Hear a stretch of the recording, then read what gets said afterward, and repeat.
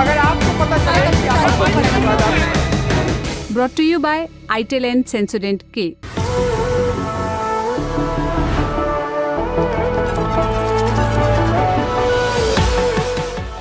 नेता नगरी में आज विस्तार से बात होगी हरियाणा की राजनीति पर। बीजेपी शैलजा जी को ढूंढती रही और कांग्रेस वाले मनोहर लाल खट्टर जी को ढूंढते रहे, लेकिन लास्ट में अशोक तंवर जी ने एक सस्पेंस और जो एंट्री मारी है, ये एक पूरे चुनाव का सरप्राइजिंग फैक्टर है। चेहरे की भाव भंगिमा जो है हुड्डा साहब की, वो आप देखिएगा, वो चेहरा बताता है कि वो कितने खुश हैं अशोक तंवर के आ जाने से। जब भी मैंने भूपेंद्र हुड्डा को ये पूछा, सर आप तो अब 77 साल के हो गए हैं, क्या दीपेंद्र हुड्डा भी बन सकते हैं मुख्यमंत्री?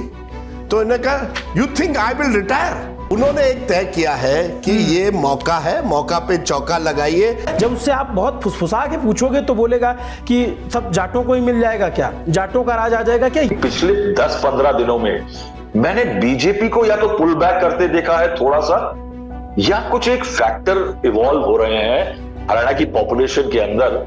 आई थिंक वो जो चेंजिंग फैक्टर है वो कितना डिटर्मिनेंट होगा, वो डिसाइड करेगा कि मार्जिन क्या होगा। 9 रैलियां अमित शाह की और 4 रैली प्रधानमंत्री मोदी जी की। उन 13 रैलियों में से मनोहर लाल खट्टर केवल एक रैली कुरुक्षेत्र में नजर आए।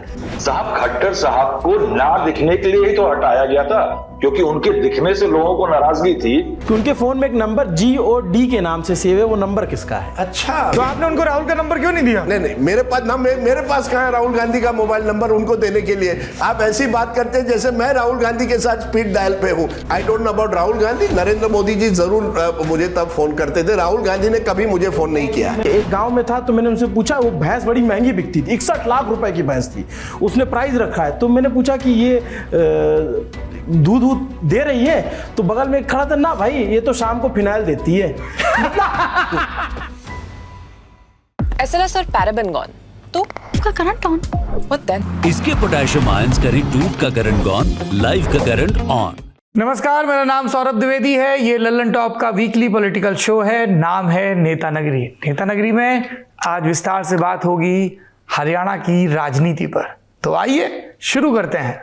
90 सीटों पर चुनाव होने हैं 5 अक्टूबर को, और 8 अक्टूबर को आएगा हरियाणा का जनादेश।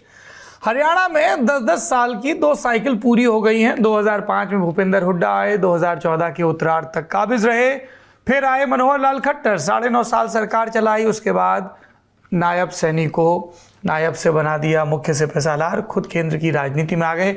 10 साल की स्ट्रॉन्ग एंटी इनकम्बेंसी, जो जेजेपी 5 साल के लिए सत्ता में बगलगीर थी, वो कुछ महीने पहले रुखसती कर जाती है वृद्धों की पेंशन और तमाम दूसरे मुद्दों पर। लेकिन इस चुनाव में ये जननायक जनता पार्टी अपने अस्तित्व की लड़ाई लड़ रही है। उधर INLD है जो फिर से खम ठोक रही है, खासतौर पर अपने इलाकों में। लेकिन ये सारी ही पार्टियां, जिसमें आज़ाद समाज पार्टी और बसपा इनकी सहयोगी पार्टियां हैं, तीसरा मोर्चा बनाने की कोशिश भर करती नजर आ रही हैं। खेल असली भाजपा और कांग्रेस के बीच में है।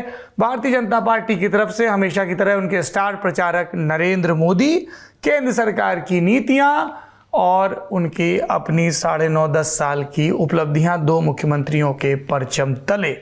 उधर कांग्रेस पार्टी है जिसके घर में कभी कभी झगड़ों की खबर आती है, लेकिन फिर ज्वाइनिंग की खबर भी आती है। शैलजा का झगड़ा और 24 घंटे के अंदर अशोक तंवर की ज्वाइनिंग। इन सब के बीच ऐसा लग रहा है गोया 10 साल की भूपेंद्र हुड्डा सरकार बनाम 10 साल की मनोहर लाल और नायब सरकार की तुलना चल रही है। टिकट वितरण में भी भरपूर छूट मिली भूपेंद्र हुड्डा को। तो ये जनादेश उनकी लोकप्रियता की आखिरी परीक्षा भी सिद्ध हो सकता है राजनीतिक लिहाज से। क्या दिख रहा है हरियाणा में जमीन पर? कौन से पुराने परिवार हैं जो अपने गढ़ बचाने की मशक्कत में लगे हैं? क्या नए समीकरण उभर रहे हैं? इन सब के बारे में विस्तार से बात करेंगे। बातचीत के लिए हमारे साथ जुड़ रहे हैं स्टूडियो से वरिष्ठ टीवी पत्रकार राजदीप सरदेसाई जी। बहुत बहुत स्वागत है आपका। नमस्कार। नमस्कार। कई नेताओं के साथ नाश्ता करके लौटे हैं और इस वायदे के साथ लौटे हैं कि गाना गाएं ना गाएं, कुछ अंतरंग किस्से जरूर सुनाएंगे उन नेताओं के द्वेष और भेदभाव से मुक्त होकर, जो कि होना भी चाहिए। हमारे दूसरे सहयोगी हैं जो फील्ड से लौटे हैं, अभिनव। विधायक जी बिना चुनाव लड़े ये विधायक डिक्लेयर हो गए हैं। ऐसी पुण्य सल्ला प्रयागराज की धरती है और अभिनव जी ने 2-3 हफ्ते गुजारे हैं जी, दो 3 हफ्ते गुजार के लाला मातूराम की जलेबी खा के, इसके अलावा कहीं चूरमा तो कहीं दूसरा प्रसाद पाके ये वापस लौटे हैं। इन सब के अतिरिक्त हमारे साथ जुड़ रहे हैं जिस न्यूज़ के न्यूज़ डायरेक्टर और नेता नगरी के one of the founding pillars Rahul Shrivastava ji. बहुत बहुत स्वागत है एक बार फिर से राहुल जी आपका नेता नगरी में। हमारे साथ है इकोनॉमिक टाइम्स के journalist Jatin Takkar, Gurukul of politics के एडिटर धर्मेंद्र कंवारी। आप दोनों लोगों का भी बहुत बहुत स्वागत है। Thank you sir. Rajdeep ji कह रहे हैं कि मैं आज संक्षेप में बात करूंगा, मैं एंकरिंग करके आया हूं और फिर एंकरिंग करनी, इसलिए आज फॉर अ चेंज पहले आप ही को सुन लेते हैं। कौन जीत रहा है कौन हार रहा है हम कल बताएंगे और 8 को बताएंगे। आप बस ये बताइए जिन जिन नेताओं से आप मिलके आए हैं, जिन पे आपने अपने अपने कॉलम में स्याही खर्ची है और जिनके साथ नाश्ता किया है, उन्होंने ऑफ कैमरा क्या बताया? सौरभ जी ऑफ कैमरा छोड़िए, ऑन कैमरा देखिए ना, अभिनव यहाँ बैठे हैं, खड़े हैं। मैंने विनेश फोगाट का इंटरव्यू किया। उस इंटरव्यू में विनेश फोगाट को मैंने पूछा था कि जब आपका मेडल आप डिस्क्वालीफाई हुई, किसी नेता ने आपने किससे बात की? किसी भाजपा नेता ने, किसी सरकार से किसी ने आपसे फ़ोन किया? उन्होंने कहा नहीं, किसी भाजपा नेता ने मुझे फ़ोन नहीं किया, संपर्क नहीं किया, ना ही मैं उस समय उस परिस्थिति में थी कि किसी का फ़ोन लूँ।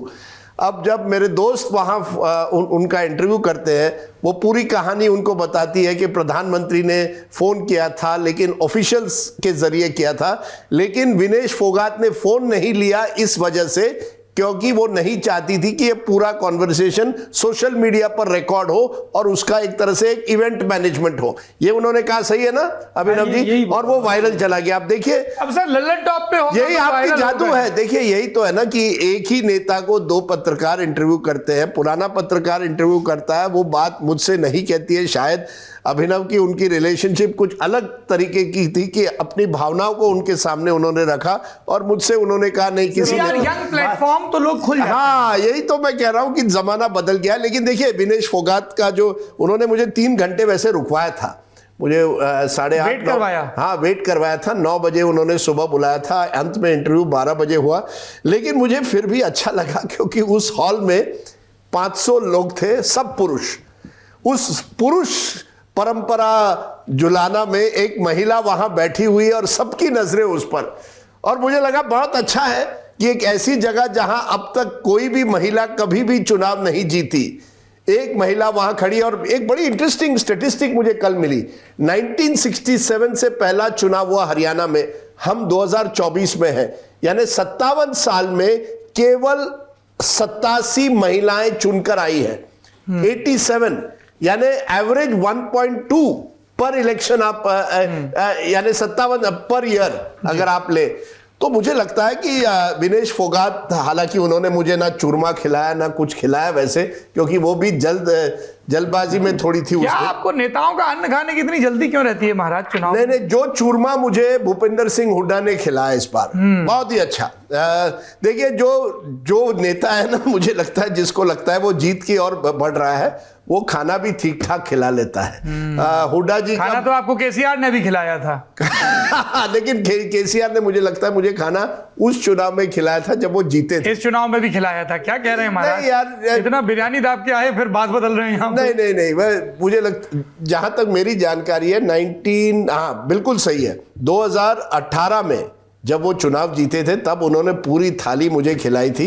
2023 में सैडली केसीआर मिले भी नहीं थे इस बार, चुनाव के बाद केटीआर ने खिलाया था। केटीआर ने मुझे खिलाया था जरूर। लेकिन खाने की बात छोड़िए, देखिए भूपेंद्र सिंह हुड्डा इस समय सबकी नजरें उन पर इस वजह से है क्योंकि बहुत सालों बाद हम देख रहे हैं किसी एक कांग्रेस नेता को, स्टेट लेवल नेता को पार्टी ने एक तरह से आउटसोर्स किया। आपने कई नामों का मैं आपसे राजदीप जी और इस सवाल को स्पेसिफिक पूछ लेता हूं। ये जो भूपेंद्र हुड्डा को फ्री हैंड मिला है जी, सुनील कन्नुगोलू की सर्वे रिपोर्ट के बाद मिला है, केसी वेणुगोपाल उनके नए गुलाम नबी आज़ाद या नए अहमद पटेल हैं इसलिए मिला है, अजय माकन को अच्छे से मैनेज कर लिया है इसलिए मिला है, या गांधी परिवार को ये पता है कि बिना हुड्डा के they do not have any substantial chance in Haryana, या ये चारों फैक्टर्स हैं? मुझे लगता है ये चारों फैक्टर्स को कहीं ना कहीं आपके सुविधा के अनुसार लोग प्रोजेक्ट कर सकते हैं, लेकिन सच्चाई ये है कि पिछले 1.5 साल 2 साल से भूपिंदर सिंह हुड्डा की चल रही है हरियाणा में। ये ऐसा नहीं है कि ये केवल चुनाव के पहले किसी सर्वेक्षण में आ गया कि भूपिंदर हुड्डा को रखिए और उनके जरिए आप चुनाव जीतेंगे। मुझे एक हरियाणा के नेता ने कहा, देखिए पिछले 2 सालों से हरियाणा में भूपिंदर सिंह हुड्डा की चली है, और अगर आप लोकसभा चुनाव भी ले, ज्यादातर जो कैंडिडेट्स उनके थे वो जीते। 10 में से कहा जाता है 8 से 9 उनके कैंडिडेट्स थे, एक कुमारी शैलजा थी, राइट। 9 में से उनके 5 कैंडिडेट जीतते हैं। यह कहना कि सुनील कानूगुलू ने डिसाइड किया या केसी वेणुगोपाल ने डिसाइड किया, गलत होगा। हां, अजय माकन जरूर उस मीटिंग में थे और उनकी भी एक अहम भूमिका रही, जबकि यह तय हुआ कि 68 या 70 कम से कम 90 में से भूपिंदर हुड्डा के कैंडिडेट्स को टिकटें मिली है। ये इंटरेस्टिंग बात यह है कि राहुल गांधी और भूपिंदर सिंह हुड्डा की कभी ऐसी उनकी एक ट्यूनिंग नहीं थी, क्योंकि भूपिंदर सिंह हुड्डा उस खेमे से आते हैं जो अहमद पटेल G23 में शामिल थे, और G23 के बाद जब दीपेंद्र हुड्डा को राज्यसभा मिलती है, आप देखिए भूपिंदर सिंह हुड्डा धीरे धीरे उस G23 से हट जाते हैं। लेकिन उस G23 में अगर कोई भी लीडर आप कह सकते हैं जिसको मास लीडर कहिए, या कम से कम जिसने अपनी एक शैली दिखाई हो मुख्यमंत्री पद की, वो भूपिंदर हुड्डा थे। आप बाकी नेता देखें ये G23 के, उसमें से बहुत कम है जिसको आप कह सकते हैं कम से कम अपनी सीट तो 100% जीत सकते हैं या अपने राज्य को तो हुड्डा साहब ने आपको क्या बताया चूरमा खाते हुए? देखिए, भूपेंद्र सिंह हुड्डा वो उन नेताओं में से है, वो पब्लिकली कभी कुछ ऐसी चीज नहीं कहेंगे जिससे तनाव बढ़े पार्टी में। तो उनका कहना है पार्टी हाईकमांड विल डिसाइड कि कौन बनेगा मुख्यमंत्री, लेकिन मुझे लगता है उनको हाईकमांड ने तो ये भी डिसाइड किया था ना कि कुमारी शैलजा को राज्यसभा भेजें, फिर क्यों विधायक यहाँ पे आके मिलने की जिद करने लगे थे और दीपेंद्र को बनाओ के कोरस गाने लगे? नहीं, मुझे एक बड़ी इंटरेस्टिंग बात है कि दीपेंद्र, जब भी मैंने भूपेंद्र हुड्डा को यह पूछा, सर आप तो अब 77 साल के हो गए हैं, क्या दीपेंद्र हुड्डा भी बन सकते हैं मुख्यमंत्री? तो इन्होंने कहा, you think I will retire? क्या आप कह रहे हैं मुझे रिटायर होना है? एक बात से उन्होंने एक तय किया है कि ये मौका है, मौका पे चौका लगाइए। हाई कमांड भी तैयार है उनको हरियाणा एक तरह से मुख्यमंत्री बनाने के लिए। देखिए, और उनके जो राइवल्स है, भले ही हम, लेकिन स्टूडियो में मुख्यमंत्री नहीं बनते हैं, अभी जनता को फैसला नहीं, क्यों नहीं, देखिए अगर कांग्रेस जीते, हाँ, अगर देखिए क्या हुआ, जोड़ तो दीजिए। नहीं, एक छोटी सी बात जी, जब छत्तीसगढ़ में 2018 में कांग्रेस जीती, तो आपको पता है कि भूपेश बाघेल और TS सिंहदेव में कई दिनों तक मशक्कत चली थी कि कौन बनेगा मुख्यमंत्री, और यह कहा जा रहा है कि 2.5 साल का फॉर्मूला हुआ था, जो अंत में ठुकराया गया जब 2.5 साल हुए। जब राजस्थान में कांग्रेस जीती थी तब भी चला था कि कौन बनेगा मुख्यमंत्री, सचिन पायलट और अशोक गहलोत, और यह कहा जा रहा है कि पायलट जी को आश्वासन दिया गया था कि एक दिन उनको मुख्यमंत्री बनाया जाएगा। कुछ नहीं हुआ, गहलोत ही रहे। उसी तरह से कर्नाटक का उदाहरण लीजिए, कई दिनों तक मशक्कत हुई, और अब कहा जा रहा है कि सोनिया गांधी ने खुद शिवकुमार को, DK शिवकुमार को आश्वासन दिया है कि 2.5 साल यानी दिसंबर अगले साल में उनको मुख्यमंत्री बनाया जाएगा। हरियाणा में ऐसी स्थिति नहीं बन रही है आज की तारीख में। हरियाणा वो राज्य है, मुझे लगता है, जहां अगर ये बात आपकी सही है, अगर कांग्रेस, जो सब एनालिस्ट या पोलस्टर कहने जा रहे हैं कि वो जीतेगी, तो मुझे लगता है साफ है आज की तारीख में भूपेंद्र सिंह हुड्डा मुख्यमंत्री हरियाणा के बनेंगे। भले ही हम स्टूडियो में या आपके प्रोग्राम में आप कुमारी शैलजा का नाम ले, कोई रणदीप सिंह सुरजेवाला का नाम ले, असलियत यह है कि इस बार कम से कम कांग्रेस ने तय किया है कि भूपेंद्र हुड्डा बने। और यह फर्क है, जब आपने मुझे 4 कारण पूछे कि कम से कम इस बार बहुत सालों बाद कांग्रेस ने तय किया है कि अगर हम चुनाव जीतेंगे तो व्यक्ति जो है वो भूपेंद्र सिंह हुड्डा ही होगा जो मुख्यमंत्री होगा। वो दर्शकों की जानकारी के लिए बता दें कि कांग्रेस ने आधिकारिक रूप से अभी ये तय नहीं किया, लेकिन राजदीप जी के पास सूत्रों के हवाले से जानकारी रहती है, तो पुख्ता ही बात होगी। नहीं, देखिए आप ऐसी बात नहीं है। मैं कह रहा हूं कांग्रेस तो ऐसी पार्टी है जहां लास्ट मिनट कुछ भी हो सकता है। ये कांग्रेस आप दोनों बातें कर रहे हो। नहीं, ये परंपरा रही है, ये इस बार ये परंपरा टूट रही है हरियाणा में। हरियाणा में यही इंटरेस्टिंग बात है। अच्छा, भाजपा के भी किसी नेता से मिले? भाजपा के नेताओं नहीं मिलते हैं? नहीं, ऐसे देखिए, यही तो मुसीबत है।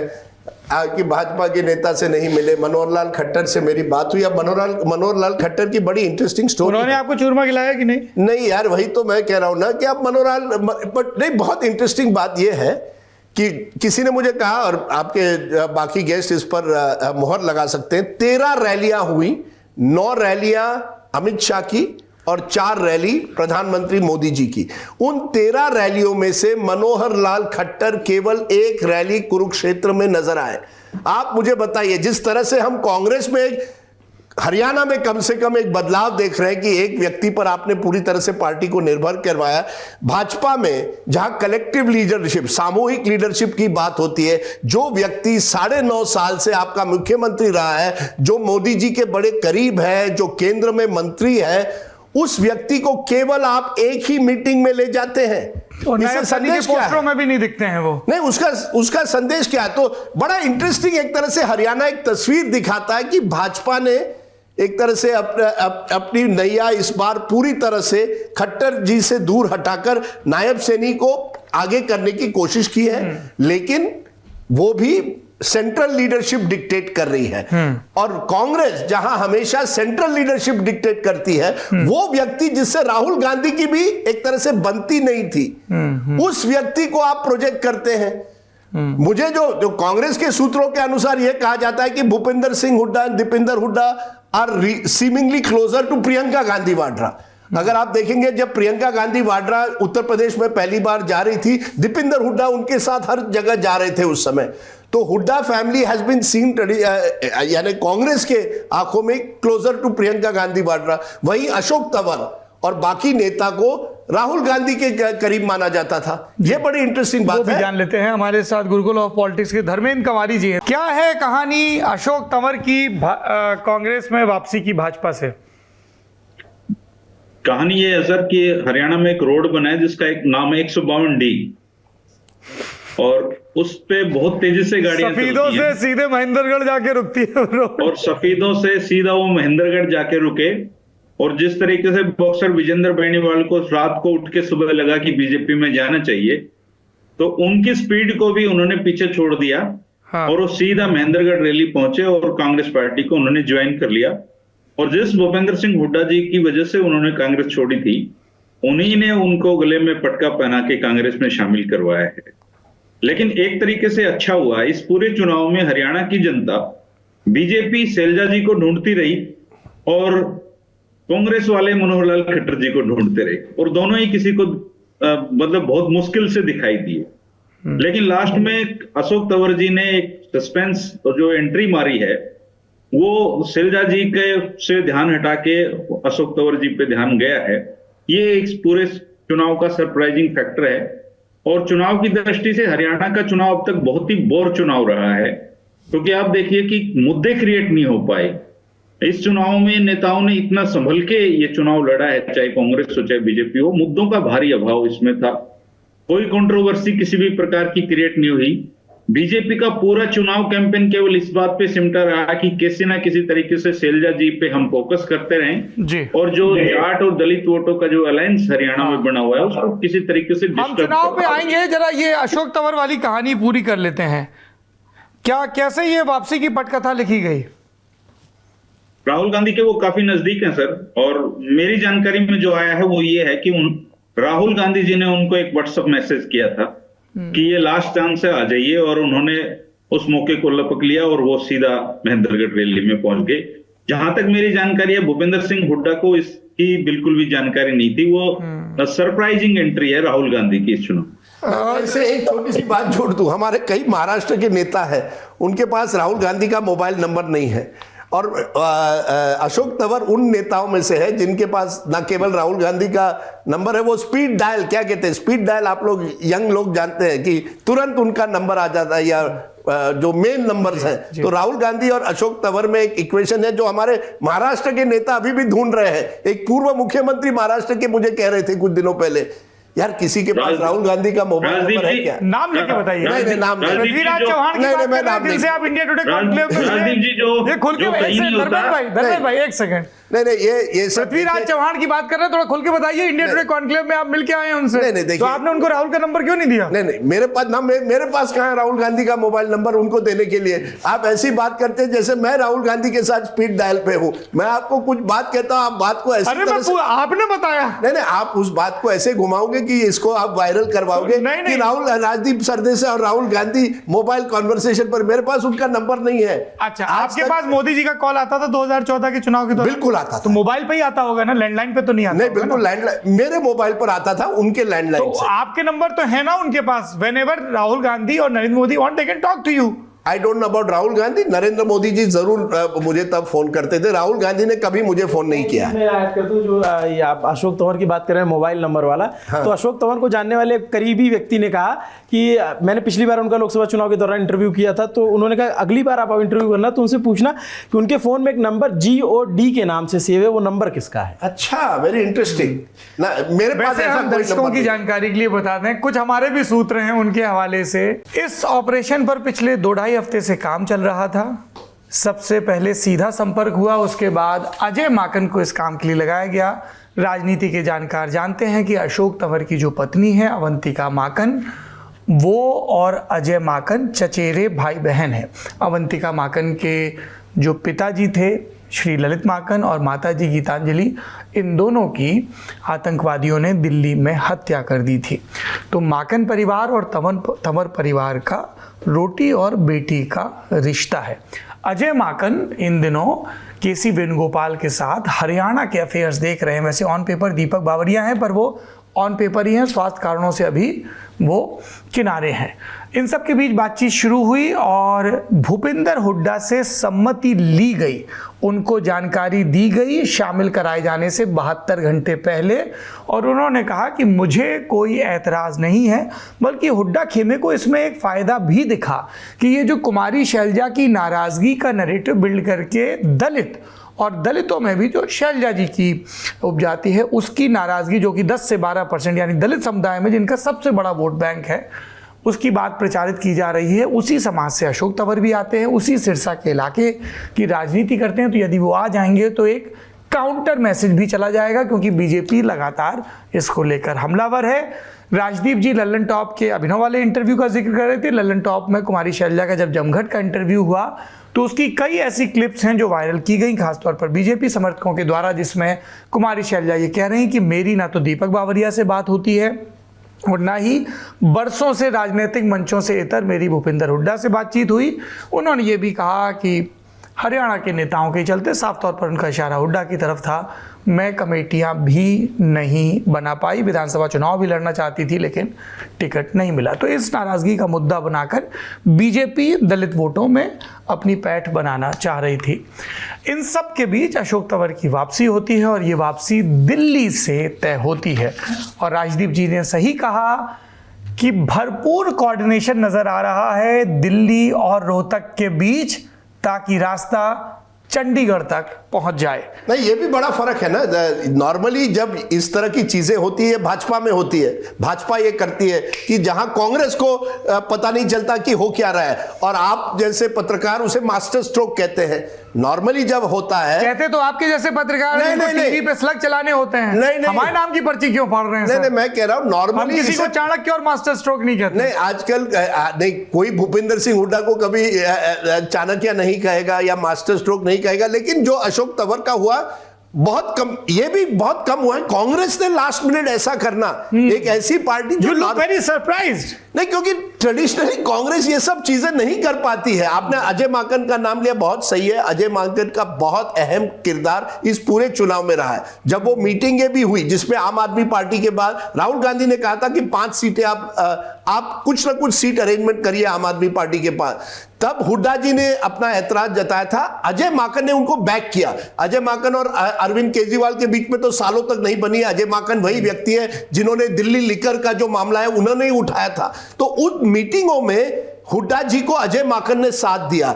जब यह तय हुआ कि टिकटों में भी हुड्डा जी की चलेगी, अजय माकन ने उनको साथ दिया। और आपने सही कहा, अशोक तंवर के भी मामले में अजय माकन ने, तो कांग्रेस में एक तरह से हरियाणा को लेकर कम से कम जो बाकी राज्यों में नहीं, क्लैरिटी दिख रही है, कोऑर्डिनेशन और क्लैरिटी दिखी। हमारे साथ इकोनॉमिक टाइम्स के जतिन टक्कर जी हैं। जतिन जी, फील्ड पर घूमे, क्या नजर आया, मुद्दे कौन से प्रभावी दिखे? हरियाणा आप जानते हैं सोल्जर्स के लिए जाना जाता है, हरियाणा किसानों के लिए जाना जाता है, हरियाणा खिलाड़ियों के लिए जाना जाता है। ये पहला चुनाव था इन तीनों असेंबली पोल, पहला चुनाव था इन तीनों आंदोलन, खासतौर पे खिलाड़ियों का आंदोलन, किसानों का आंदोलन और जो अग्निवीर को लेकर ऑपोजिशन, वो इश्यू मुद्दे रहे। पर जो एक हरियाणा की पॉलिटिक्स को हमेशा जाट और नॉन जाट के प्रिज्म से देखा जाता है, वो इस बार विजिबल नहीं था। बहुत ज्यादा जाट नॉन जाट के लेवल पे कंसोलिडेशन। हाँ, ये जरूर है कि जो सेंट्रल हरियाणा है, खासतौर पे जींद, कैथल और आसपास के जो ये डिस्ट्रिक्ट्स हैं जहाँ पर जाट पॉपुलेशन ज्यादा है, वहाँ जाट कंसोलिडेशन बहुत ज्यादा था। और उसकी किन्हीं कारणों से मैं एक छोटी सी विधानसभा का जिक्र करता हूँ, चाना कला। वहां पर वीरेंद्र सिंह जी के लड़के ब्रिजेंद्र सिंह लड़ रहे हैं, सामने दुष्यंत चौटाला है। तो वहां पर कुछ एक गांव है, जैसे छातर गांव है, करसिंधु गांव है, ये सब गांव ट्रेडिशनली लोकदल के गांव रहते थे। जिन्होंने हमेशा लोकदल को सपोर्ट किया, पर इस टाइम भी उन गांव में भी कांग्रेस कैंडिडेट ब्रिजेंद्र जी का थोड़ा माहौल दिखा। एक इंडिपेंडेंट है, उनको लेकर भी वहां थोड़ा सेंटीमेंट दिख रहा है। तो एक वो कंसोलिडेशन है, पर उसको चलते हुए कुछ काउंटर कंसोलिडेशन नहीं दिखी। एक और चीज यहाँ जरूर कहना चाहूंगा कि जब भी बीजेपी हरियाणा जीती है तो दो ही तरह से जीती है कि जीटी रोड और अहिरवाल जो पूरा सदर्न हरियाणा पूरा स्वीप करे और एक ट्रायंगुलर कॉन्टेस्ट हो। तो इस बार चुनाव कहीं ट्रायंगुलर नहीं दिखा, सीधा आमने सामने की टक्कर दिखी। और जीटी रोड की भी कुछ सीट्स पे, जीटी रोड में 4 लोकसभा आती हैं, अंबाला, आपका करनाल, आपका अंबाला की लोकसभा सीट आती है, आपकी कुरुक्षेत्र की लोकसभा सीट आती है, आपकी करनाल की और सोनीपत। इन 4 में से 2 लोकसभा सीट अभी जो 24 का लोकसभा चुनाव हुआ है वो कांग्रेस जीती, जिसमें से अंबाला की लोकसभा सीट जो रिजर्व सीट है। जो अंबाला की लोकसभा सीट में असेंबली सीट्स हैं, नारायणगढ़, सडोरा, कालका, नारायणगढ़ जो कि नायब सिंह सैनी साहब का गृह असेंबली सेगमेंट है, वो वहां से लड़ नहीं रहे। इन सब जगहों पे भी एक कांग्रेस को लेकर सेंटीमेंट है। तो वो एक ओवरऑल एटमॉस्फेयर ऐसा बना हुआ है। और 10 साल की, और ये हरियाणा है कि प्यार भी दिल खोल के देते हैं और उतारते भी है, नीचे एकदम तसल्ली से उतारते हैं। तो इस बार एक माहौल सा थोड़ा एक एंटी कमेंसी है। यहाँ ये सेकेंडरी, जैसा आपने अपनी इंटरव्यू में बताया, सेकेंडरी केस है जब 10 साल कोई सरकार ने पूरे। हमें एक बुजुर्ग कह रहे थे, ताऊ मिले थे, कह रहे थे जी हरियाणा के सब दरवाजों पर जहाँ जहाँ से सड़क हरियाणा में दाखिल हो, एक बोर्ड लगा देना चाहिए कि यहाँ मरोड़ निकाली जाती है। मरोड़ निकाली जाती है मतलब आकड़ दूर करी जाती है, और जिनकी जिनकी गर्दन में सरिया है उनके सरिये भी निकाले जाते हैं। ये हरियाणा की राजनीति है जहाँ पे उनको चौधर भी चाहिए, दबंगई भी चाहिए, लेकिन अकड़ भी नहीं चाहिए। ये एक लाइन में आपने बिल्कुल ठीक कहा कि मरोड़ निकालने का चुनाव है। पिछली बार के विधानसभा चुनाव में बीजेपी के एक मंत्री हरियाणा से चुनाव लड़ रहे थे, तो उनकी विधानसभा में जाते थे तो वहां एक शब्द का प्रयोग होता था कि अब की बार इसकी कड़ तोड़नी हमने, अब की बार इसकी कड़ तोड़नी हमने। तो वो चुनाव हार गए। आप और वो नारनौंद की बात कर रहे हैं, कैप्टन अभिमन्यु की? बिल्कुल ठीक सौरभ जी। तो नाम लेके बोलिए ना, ये नेता नगरी है भाई। नहीं, मैं बिल्कुल नाम लेने से चौहान का नाम नहीं ले रहे, आप कैप्टन अभिमन्यु का नाम नहीं ले रहे हैं। नहीं, पृथ्वीराज चौहान का नाम आपने लिया, आप ऐसे मत करिए। ये आप ये जी, क्योंकि मैं चाहता हूं कि आप भावावेश में बोल दें कि नहीं पृथ्वीराज नहीं, अशोक चौहान की बात मैं करना चाह रहा था। नहीं, जो भी हो, जिनके ब्रदर इन लॉ तो बीजेपी से कांग्रेस चले गए, शायद वो भी चले गए। जी, अच्छा। राहुल श्रीवास्तव जी का जिक्र करते हैं, अभिनव आएंगे आपके पास, धैर्य रखें। राहुल जी, हरियाणा चुनाव को लेकर आपका आकलन सुनना चाहते हैं हम लोग। सवाल छोटा है मगर उसका स्कोप बहुत बड़ा है जी। यानी आपने ऐसा कर दिया जैसे कि पूरा लेग स्लिप और सारी साइड से फील्ड हटा लिया है। नहीं सौरभ, जो राजदीप ने बातें कही, तमाम चीजें जो हैं वो यानी अमूमन most of the things are very clear. जो जीतन ने बात बोली उसमें बहुत इंटरेस्टिंग है कि ये जो जीटी रोड का बेल्ट है, ये बड़ा अच्छा बीजेपी का एक स्ट्रॉन्ग होल्ड रहा है since the time the BJP actually came to power with largely जो अपने नंबर्स अच्छे आने लगे बीजेपी के। तो इसमें अगर जैसे 4 सीटें वो बोल रहे थे तो 25 सीटें असेंबली की हैं। और 2014 में जब बीजेपी की 47 सीटें आई थी, तब उसके पास 21 सीटें यहां आई थी। और 2019 में जब हंग रहा था, उसके बावजूद 40 में से 13 सीटें बीजेपी की इधर आई थी।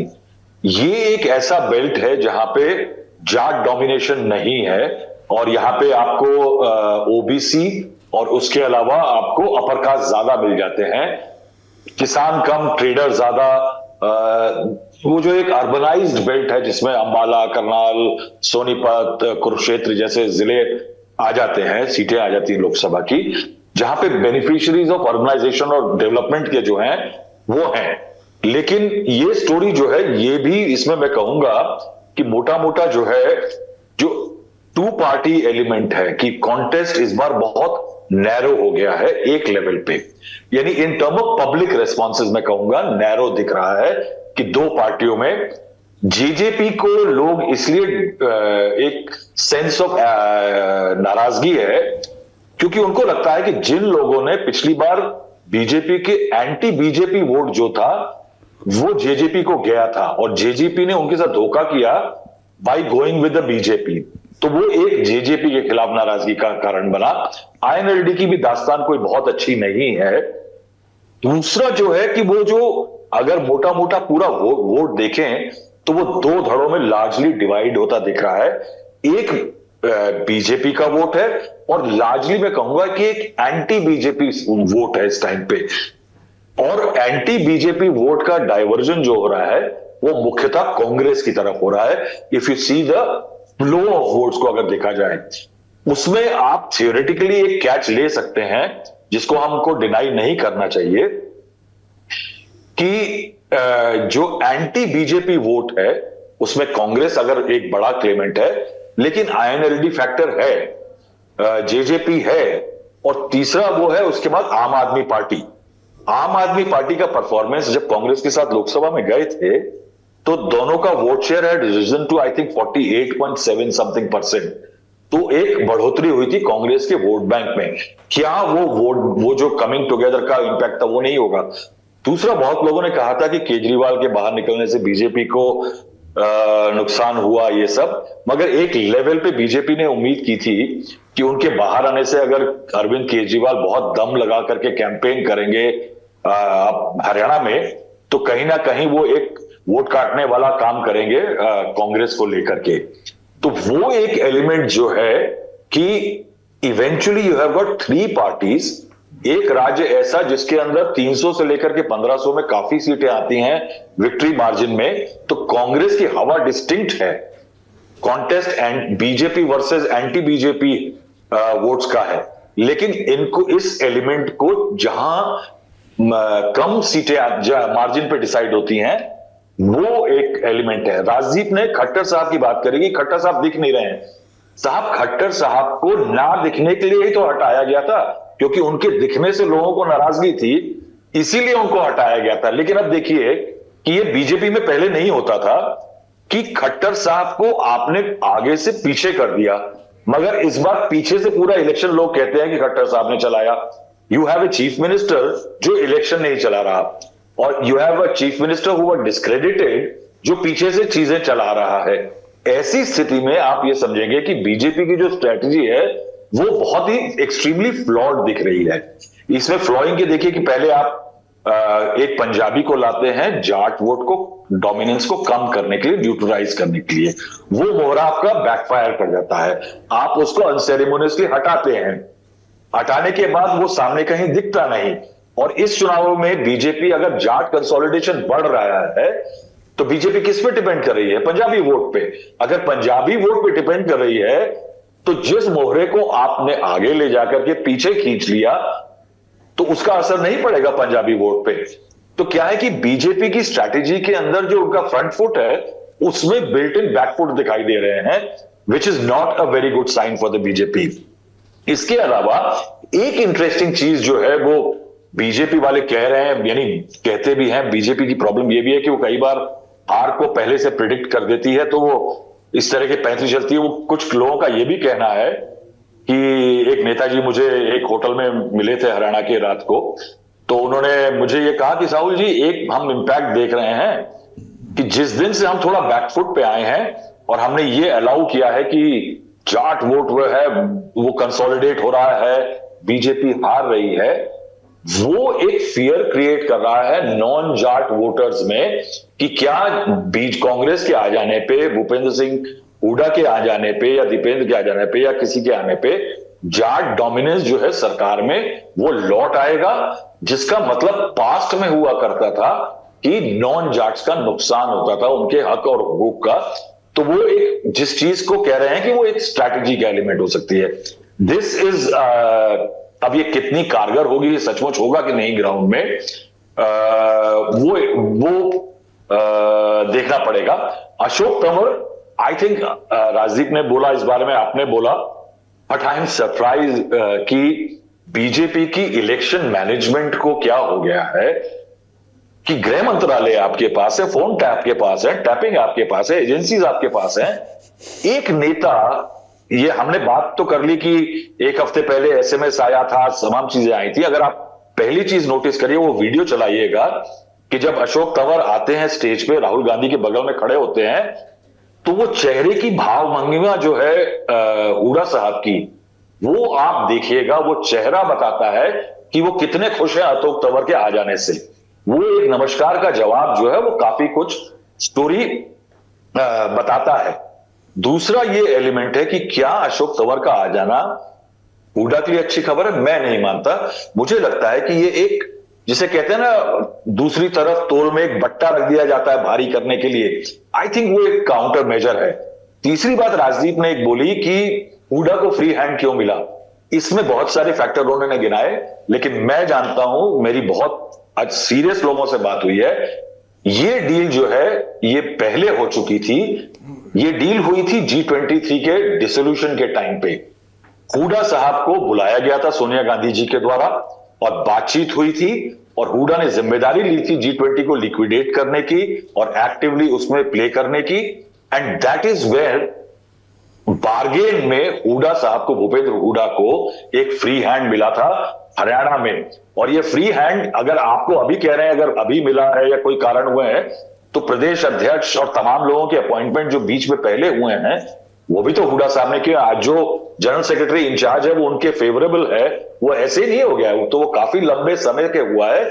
तो Hooda had a bargain to liquidate G23, हालांकि वो उसी के सदस्य थे एक टाइम पे, लेकिन उस बार्गेन के चलते उनको एक फ्रीडम मिल गई थी हरियाणा के अंदर। दूसरा जो एक इशू बोला गया कि पंजाबीज और सैनीज और तमाम लोग जो हैं, आई थिंक दलित वोट जो है और ओबीसी वोट, खासकर दलित, क्योंकि जाट कंसोलिडेशन अगर कांग्रेस के लिए हो चुका है, अपर कास्ट बीजेपी के साथ जारी है, जिसमें मैं कहूंगा कि नाराजगी तब भी लोगों के लिए बहुत है। 2 हरियाणा बसते हैं, एक बहुत चकाचक हाईवे वाले एक्सप्रेसवे गुजर रहे हैं, आप कंफ्यूज जाएंगे कौन सा एक्सप्रेसवे लें, कहां जाने के लिए। आप इधर से निकलिए तो 10 किलोमीटर बाद में एक नया एक्सप्रेसवे खड़ा हुआ है, लेकिन एक हरियाणा हाईवे पे है और एक हरियाणा हाईवे से ऑफ है। ये 2 हरियाणा है, both economically, infrastructurally and others, क्योंकि कुछ जगह पे रोड्स ऐसी हैं कि अगर आप जुलाना राजदीप बात कर रहे हैं, तो जुलाना की एंट्री की सड़क जिस तरह खुदी हुई है, यानी आप वैसी सड़कें आज उत्तर प्रदेश या बिहार में नहीं पाएंगे, इतनी खराब सड़क है वहां की। इसके अलावा अगर आप देखें तो नाराजगी जो है नौकरी को लेकर के, इलेक्शन के ठीक पहले स्वीपर्स की एक नौकरी अनाउंस की गई थी छोटी सी, और उसके लिए 1.7 लाख लोगों ने पर्चे भरे थे, जिसके अंदर आप विश्वास नहीं करेंगे करीब 40,000 ग्रेजुएट्स थे। आप सोचिए कि स्वीपर्स के जॉब के लिए राज्य के ग्रेजुएट्स है, तो एक एजुकेशन सिस्टम को लेकर के प्रॉब्लम है, एक नौकरी की सरकारी नौकरी प्रॉब्लम है। मैं कुल मिलाकर के कहूंगा कि हरियाणा की बैटल आज से 15 दिन पहले it was looking totally tilted towards the Congress party, and लग ये रहा था कि कांग्रेस एक आउटराइट स्वीप करेगी। लेकिन मैं ये कहूंगा कि पिछले 10-15 दिनों में मैंने बीजेपी को या तो पुल बैक करते देखा है थोड़ा सा, या कुछ एक फैक्टर इवॉल्व हो रहे हैं हरियाणा की पॉपुलेशन के अंदर। आई थिंक वो जो चेंजिंग फैक्टर है वो कितना डिटर्मिनेंट होगा, वो डिसाइड करेगा कि मार्जिन क्या होगा। Otherwise Congress is looking like a clear winner. Thank you Rahul ji. अब रुक करते हैं, धैर्य से इंतजार कर रहे हैं अभिनव का। बताइए, 2-2.5 हफ्ते रह के आए, जमीन पर क्या देखा पड़ा? मैं कौन जीतेगा कौन हारेगा इससे पहले मैं बताऊं मुझे हरियाणा कैसा लगा।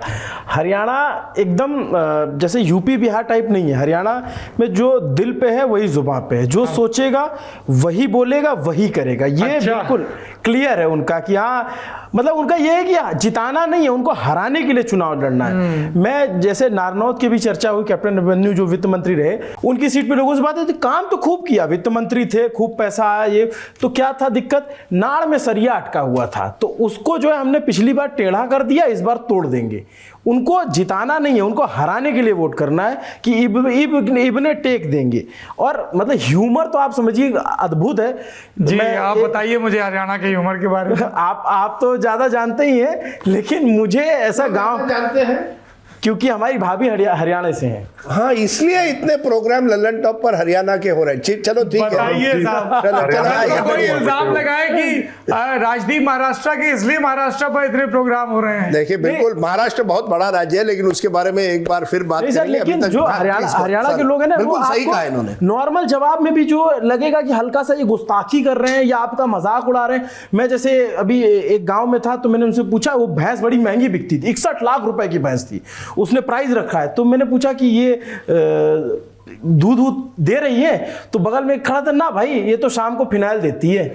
मतलब आप जो है कि वो ठीक है भाई, दूध ही देती है, इसमें क्या पूछ रहा दूध देगी कि नहीं देती है। तो टाइम कितना हुआ, बोले घड़ी देख के मरेगा क्या? मतलब वो अभी एक वीडियो में देख रहा था, उसमें पूछा कि ताऊ किसकी हवा चल रही, तो बोला कांग्रेस की। तो थोड़ी दूर पे एक और दूसरे ताऊ, तो बोला इतनी दूर में हवा थोड़ी ना बदल जाएगी। वो उनका जवाब ही ऐसा है ना कि वो आपको। आज मुझे आजकल में जब मैं रोहतक में था, तो भूपेंद्र हुड्डा जी ने एक किस्सा सुनाया। बोले साहब, चौधरी चरण सिंह बड़े नेता हुआ करते थे, किसानों के बड़े नेता और जाटों के तो साहब सबसे बड़े नेता। तो बोले जी एक रैली करने आए और भाषण दे रहे हैं, और बोले दलीलें दिया करते थे आंकड़ों के साथ कि साहब इनका इतना माफ़ हो गया, नहर में इतना गया, ये वो। एक बूढ़ा खड़ा होता है और हरियाणवी में बोलता है कि ये कौन है जो 1 घंटे से पटर पटर बोलने में लगा हुआ है, और वो चौधरी चरण सिंह कहाँ रह गया, वो क्यों नहीं आया? क्योंकि पहचानते नहीं थे। तो दूसरे ने कहा कि अरे यही चौधरी चरण सिंह है। तो बोला अरे मैं ही बावला हूँ जो नहीं पहचान पाया, पक्का यही चौधरी होगा जो इतना ज्ञान दे रहा। तुरंत उसको कवर अप करके वो है वो उस तरीके से। मैं जैसे गांव में बैठा, खुड्डन गांव है ये, बजरंग पुनिया का गांव, इस गांव में बैठा लोगों से बातचीत करूँ, तो एक बुजुर्ग से बातचीत हुई, बोले भाई आपका वोट, मैं तो भाई मायावती गेल दूंगा। तो मैंने कहा अच्छा मायावती जी आप हाथी पे वोट देंगे? हाँ हाथी पे देंगे। मैंने कहा अगर हाथी नहीं है तो फिर नहीं देंगे। तो फिर वो 10-15 मिनट तक मुझे बेवकूफ़ बनाते रहे अपनी भाषा में। बाद में पता चला कि मायावती उनकी पत्नी का नाम है, तो बोले कि मायावती जहाँ कहेगी वहीं वोट दूंगा मैं। अरे तो मतलब वो ह्यूमर जो है ना हरियाणा के लोगों में बहुत वैसा है, जो आप थोड़ी देर जज नहीं कर पाएंगे, लगेगा कुछ गड़बड़ हो गया। बाकी खाना पीना हरियाणा का तो बढ़िया है ही, दूध दही का खाना, देशा में देश हरियाणा। काचरे की चटनी बनाते हैं सर, आप कभी अब जाइएगा तो काचरी की चटनी खाइएगा, बोलिएगा उसको बना के खिलाओ, तो दही के साथ बढ़िया सिलबट्टे पे मक्खन, और उस रोटी पे जो है चाहे वो गेहूं की रोटी हो चाहे बाजरे की, उसमें मक्खन रख देंगे और चटनी। और लेकिन फिर भी मैं कहूंगा, और राहुल जी ने इसका जिक्र किया अभिनव, कि मैंने बहुत कम ऐसे राज्य देखे हैं जहां इतना बड़ा फर्क मुझे नजर आया। आप गुड़गांव चले जाइए मानेसर तक, और इस तरफ फरीदाबाद, वहां ऐसा लगता है चकाचौंध। जैसे आप गांव में जाए, किसान के पास अगर खेती भी है, जमीन भी है, लेकिन रास्ते, सड़क, पंचायत सिस्टम, कुछ ना कुछ हरियाणा में हुआ है नहीं, ये तो जिससे ये नजर आता है कि दिल्ली के इतने बगल का राज्य, लेकिन इतनी प्रगति क्यों नहीं हुई? क्योंकि हर इलाका दिल्ली के बगल का नहीं। देखिए प्रताप सिंह कैरो ने जब फरीदाबाद बनाया, उसके बाद गुड़गांव जब मिलेनियम सिटी के तौर पे भजन लाल के समय और उसके बाद में डेवलप हुआ, और द ऑब्वियस रीजन जो जीटी रोड बेल्ट कही जा रही है, सोनीपत, पानीपत, कुरुक्षेत्र, करनाल, अंबाला, वो वाली पूरी बेल्ट है ना। उसके बाद आपकी जो प्रॉक्सी राजधानी है पंचकुला, वो रहा। बंसीलाल जी के समय में बागड़ वाले इलाके में इलेक्ट्रिफिकेशन और रोड का काम ठीक से हुआ, तो वो ठीक हो गया। अहिरवाल में नीचे वाला जो आपका इलाका है रेवाड़ी, वहाँ सब जहाँ जहाँ इंडस्ट्री रही वहाँ है। जैसे ही आप इंटीरियर जाते हो, फिर वही है ना कि वहाँ पे चूंकि इकोनॉमिक एक्टिविटीज सिर्फ एग्रीकल्चर। नहीं सर, मेरा आपसे ये पूछना है, इसलिए मैं पूछ रहा हूं, क्योंकि आप दक्षिण भारत में जाइए, आप कर्नाटक जाइए, तमिलनाडु जाइए, ज्यादातर गांव के भी रास्ते कुछ हद तक बहुत सही हुए हैं, इंप्रूवमेंट। हरियाणा में इस तरह की इंप्रूवमेंट क्यों नहीं? मैं बता रहा हूं कि मैंने हरियाणा के पूर्व पीडब्ल्यूडी मंत्री का इंटरव्यू किया। पूर्व पीडब्ल्यूडी मंत्री दुष्यंत चौटाला जो डिप्टी सीएम थे, मुझसे बातचीत करते हुए बोले आप तो घूम रहे हैं, हरियाणा की सड़कें बताइए कैसी हैं। तो मैंने कहा ईमानदारी से बताओ, मुझे तो नहीं अच्छी लगी। तो वो थोड़ा सा एकदम अचंभित बोले यूपी की अच्छी। मैंने कहा यूपी, एमपी, राजस्थान की सड़कें हरियाणा से ज्यादा बेहतर है। आप गुड़गांव में चले जाइए, आप फरीदाबाद चले जाइए, आप नूह चले जाइए, फर्क नहीं कर पाएंगे कि सड़कें इतनी खराब क्यों हैं। जिस सड़क की बात सर कह रहे थे, जुलाना वाली वो सड़क, मैंने उसमें भी पूछा कि भाई आपका एमएलए था अमरजीत ढांडा, जुलाना से एमएलए थे, आपकी सरकार थी। तो उन्होंने फिर बताया कि यहाँ 2 NH बन रहा है, यहाँ डंपिंग हुई, इस वजह से ऐसा वैसा, ये कहानी उन्होंने सुनाई। देखिए एक एमएलए ने मुझे कहा कि पंचायतों ने आप ये सवाल हमसे मत पूछिए या वहां के सरपंच से पूछिए, कई सरपंच जो है उन्होंने सही काम नहीं किया। तो जैसे सर क्या है कि सड़कों का तो बुरा हाल है, और पानी की एक समस्या जो ये अहिरवाल की बेल्ट है इसमें अभी भी बनी हुई है अच्छी खासी। राव इंद्रजीत सिंह यहाँ से बड़े नेता रहे इलाके के, उनके पिताजी भी सीएम रहे, लेकिन उस तरीके का विकास नहीं नजर आता। वहां के लोग कहते हैं कि हाँ बीजेपी की सरकार में पहले की अपेक्षा यहां ज्यादा काम हुआ है।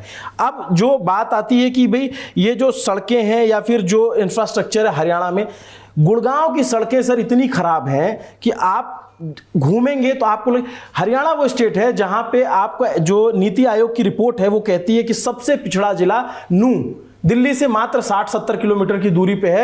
आप इतनी गंदगी है वहां पे, इतनी ज्यादा पिछड़ापन है और उतना ही ज्यादा क्राइम है।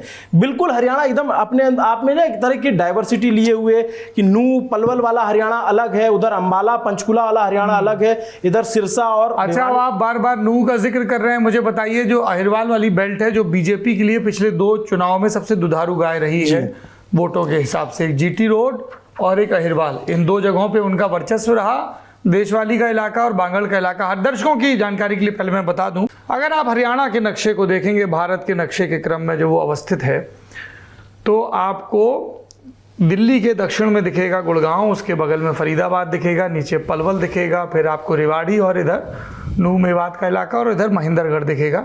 ये जो पूरा इलाका है इसको दक्षिणी हरियाणा मोटे तौर पर माना जाता है। इसमें अहिरवाल भी बोलते हैं, दक्षिणी हरियाणा वर्ड भी चलता है। जीटी रोड का इलाका है, दिल्ली से जब आप निकलते हैं तो सोनीपत, पानीपत का इलाका, फिर पानीपत के आगे करनाल, कुरुक्षेत्र, अंबाला तक, ये पूरा जीटी रोड का इलाका माना जाता है। इसी में फिर पंचकूला भी जोड़ लिया जाता है और दाईं तरफ का यमुनानगर भी जोड़ लिया जाता है।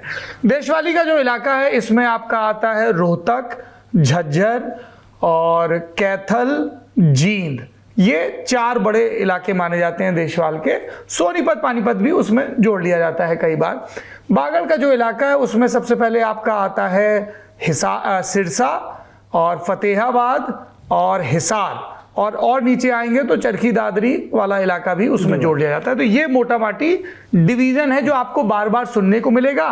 कल जब एग्जिट पोल आएंगे तब भी सुनने को मिलेगा और 8 तारीख को भी सुनने को मिलेगा। अहिरवाल और जीटी रोड बीजेपी की 2 सबसे स्ट्रांग बेल्ट रही है 2014 और 19 में। वहां क्या स्थिति है? देखिए इसको जो जीटी रोड की बेल्ट जिसको आप बता रहे हैं उसको अगर हम 2 डिवीजन में बदल दें, अंबाला डिवीजन, करनाल डिवीजन, ये 2 अलग हो जाएंगे तो अपने आप 7 डिस्ट्रिक्ट हो जाएंगे यहाँ पे। पंचकुला, अंबाला, यमुनानगर, कुरुक्षेत्र, कैथल, करनाल, पानीपत, इन 7 डिस्ट्रिक्ट में कुल 27 सीटें हैं। पिछली बार जो सबसे ज्यादा सीटें बीजेपी की इसी जगह से आई, वहां से आई 14, और कांग्रेस ने गेन किया, कांग्रेस को 9 सीटें आई। जेजेपी को 2 सीट मिली यहाँ पे और 2 सीटें अन्य के खाते में गई। एक पुंडरी की सीट है जो 1996 से आज तक कोई पार्टी जीती नहीं, वहां निर्दलीय ही जीतता आ रहा है। तो इस बेल्ट में कमोबेश बीजेपी बहुत मजबूत रही। फिर जो अहिरवाल का बेल्ट है जिसमें आप उसको गुड़गांव डिवीजन कह सकते हैं, गुड़गांव, महेंद्रगढ़, रेवाड़ी, इन तीनों डिस्ट्रिक्ट में है 11 सीटें। इन 11 में से पिछली बार बीजेपी ने 8 सीटें जीती। तो ये वो 2 इलाके थे जिसने बीजेपी की सरकार को जाने से बचा लिया। बहुमत नहीं मिला फिर भी सरकार बच गई। लेकिन जब आप इसके थोड़ा सा इन 2 डिवीजन को छोड़ देंगे तो रोहतक अगर आ जाएंगे तो रोहतक डिवीजन में मान लीजिए कि आप 5 जिले, पिछले का तो हम कल बताएंगे। हवा क्या, रुख क्या दिखा, मुद्दे क्या दिखे, देखिए ये जो रोहतक और हिसार का इलाका है जो जाट बेल्ट है, यहाँ पे हवा मतलब क्लियर कट दिखता है कि बीजेपी के खिलाफ है। लेकिन समस्या बीजेपी के लिए तब उत्पन्न होती है जब वो ये जीटी रोड के बेल्ट में बीजेपी को मुश्किल थोड़ी नजर आने लगती कई सारी सीटों पे। अब ये जो इलाका है यहाँ पे आपको जाट बहुत ज्यादा प्रभावी नहीं, जैसे जाट वर्सेस नॉन जाट, ये बात भले जो जाट बिरादरी के लोग होंगे वो कहेंगे नहीं 36 बिरादरी एक है। मैं जितना घूमा हूं ऑफ ऑफ कैमरा जितने लोगों से बातचीत की उसमें ये समझ में आता है कि एक डिवीजन अंदर खाने है, एक शांति एक चुप्पी अंदर खाने है। जाट बिरादरी जो नहीं कहती वो ये है कि 36 बिरादरी एक है जब तक सदारत हमारी है। ये बिल्कुल महाराष्ट्र जैसा मामला है कि हम सब महाराष्ट्रियन एक है जब तक उनका नेतृत्व कोई मराठा कर रहा है, जब तक कोई नेतृत्व जट सिख कर रहा है तब तक पूरा पंजाब एक है। डोमिनेंट पेजेंट कास्ट उनका यही है कि साहब जब तक हम नेतृत्व कर रहे हैं सब एक साथ। और इसमें एक इंटरेस्टिंग बात है कि अब तक अगर हरियाणा की राजनीति देखें तो ज्यादातर जाट जो है वो एंटी एस्टेब्लिशमेंट रहे हैं और वो कांग्रेस के खिलाफ रहे हैं इतने सालों में। जब देवीलाल जैसे बड़े नेता वहां कांग्रेस के एंटी जाट मतलब बिल्कुल, तो अगर आप कांग्रेस का इतिहास देखें, कांग्रेस को जाट वोट मिलना बहुत मुश्किल था हरियाणा में, पार्टी थी तो नॉन जाट पार्टी। हुड्डा ने जब 1991 में देवीलाल को हराया रोहतक से तो वो नॉन जाट वोट के दम पे हराया। और भूपिंदर सिंह हुड्डा आपको यह भी कहेंगे कि मेरी सबसे बड़ी दुविधा है कि आज इस उम्र में आप मुझे जाट लीडर की तौर से देख रहे हैं, जबकि मैंने अपनी राजनीति हमेशा ये की थी, मैं किसी जाट नेता नहीं हूं। तो सवाल ये चुनाव का ये बड़ा इंटरेस्टिंग है। देखिए ये चुनाव हरियाणा में एक बदलाव दिखा रहा है कई लेवल पर। उसमें एक बड़ा बदलाव है कि वो जाट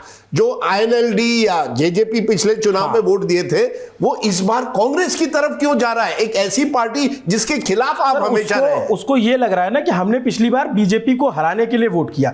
आप देखेंगे यानी कांग्रेस डिफॉल्ट ऑप्शन बन गई है हरियाणा में। कोई कांग्रेस के लिए किसी का लगाव नहीं है, वो केवल डिफॉल्ट ऑप्शन है। क्योंकि हिसार और जींद जो जिला है उसमें 7 सीटें जेजेपी को आती हैं, वहां से जी उस इलाके से जो है बीजेपी जेजेपी निकल के वो एंटी बीजेपी वोट था। इस बार वो वोट अपने आप को स्वतः स्फूर्त कांग्रेस को देख रहा है कि चौधरी भूपेंद्र हुड्डा है, इनको हम जिताएंगे एज अ डिफॉल्ट ऑप्शन। लेकिन मैं आपको जो शांति की बात कह रहा था ना कि एक शांत है जो तबका जो नहीं बोलता, जो कैमरे के सामने नहीं आता, जिक्र कर रहे थे जो तो वो जो है जब उससे आप बहुत फुसफुसा के पूछोगे तो बोलेगा कि सब जाटों को ही मिल जाएगा क्या, जाटों का राज आ जाएगा क्या। ये मतलब कई लोगों ने जैसे महेंद्रगढ़ के इलाके में आपने ज्यादा सुना होगा और लाडवा तरफ भी। और देखिए एक चीज है कि जैसे अब लेकिन खैर ये तो जाट इलाके की पॉलिटिक्स है। जो पानीपत की इलाका है, जो यमुनानगर है, जो अंबाला है, यहां जाट बहुत ज्यादा प्रभावी नहीं है भी तो उसको इस तरह इधर के जाट उस तरीके का जाट नहीं मानते।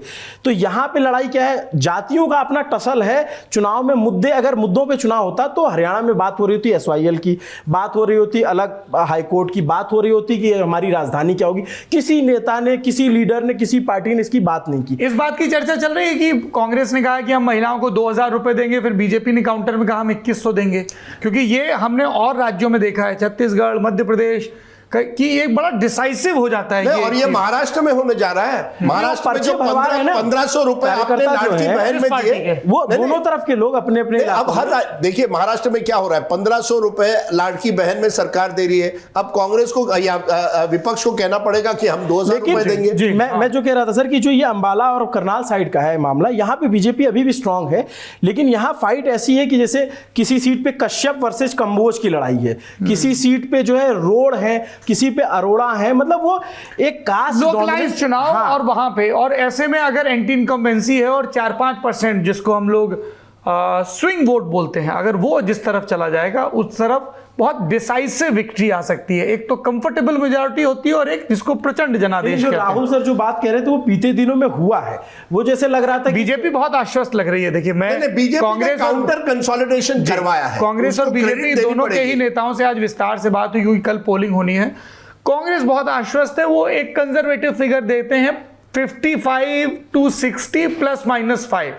बीजेपी के खेमे में जब बहुत शीर्ष नेताओं से बात हुई तो उन्होंने कहा कि चुनाव के 1 महीने पहले जहां हम खड़े थे वहां से हम बहुत बेहतर हो गए हैं। और बीजेपी को यह भी लग रहा है कि क्या कांग्रेस, और कांग्रेस में भी जो उनका कहना था, उनके शब्द कि हुड्डा कांग्रेस अपने दम पर वो मैजिक फिगर पार कर पाएगी क्या 45-46 का, इस पर उनकी नजर है। धर्मेंद्र कंवारी जी हैं जो 365 दिन हरियाणा की राजनीति कवर करते हैं। धर्मेंद्र भाई, इस बार के चुनाव में क्या नया दिख रहा है? थोड़ा क्लीशे सवाल है पर मैं चाहता हूं कि आप इसका जवाब देते हुए हमारे दर्शकों के ज्ञान में कुछ इजाफा करें। कौन से फैक्टर्स हैं जो पहली बार दिख रहे हैं इलेक्शन में? जैसे कई साथियों ने कहा कि पहले कांग्रेस के विद इन कांग्रेस कई परिवारों के अंदर एक हेजमनी की, चौधर की टसल रहती थी, लेकिन कैप्टन अजय यादव का कद अब इतना हो गया कि बस बेटे चिरंजीवी को लड़ा लें। राव इंद्रजीत सिंह पहले ही बाहर चले गए हैं, किरण चौधरी वापस चली गई हैं, तो बंशीलाल के परिवार से अनिरुद्ध चौधरी को वहाँ एडजस्ट कर दिया गया।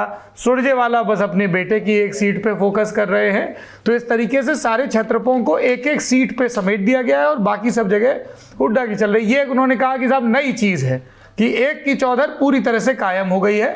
और शैलजा भी नारनौंद हो या तमाम दूसरी सीटें जहाँ कह के आई थी कि टिकट पक्का है, अजय चौधरी वगैरह का टिकट नहीं करा पाए। और क्या फैक्टर्स दिख रहे हैं धर्मेंद्र कुमारी जी?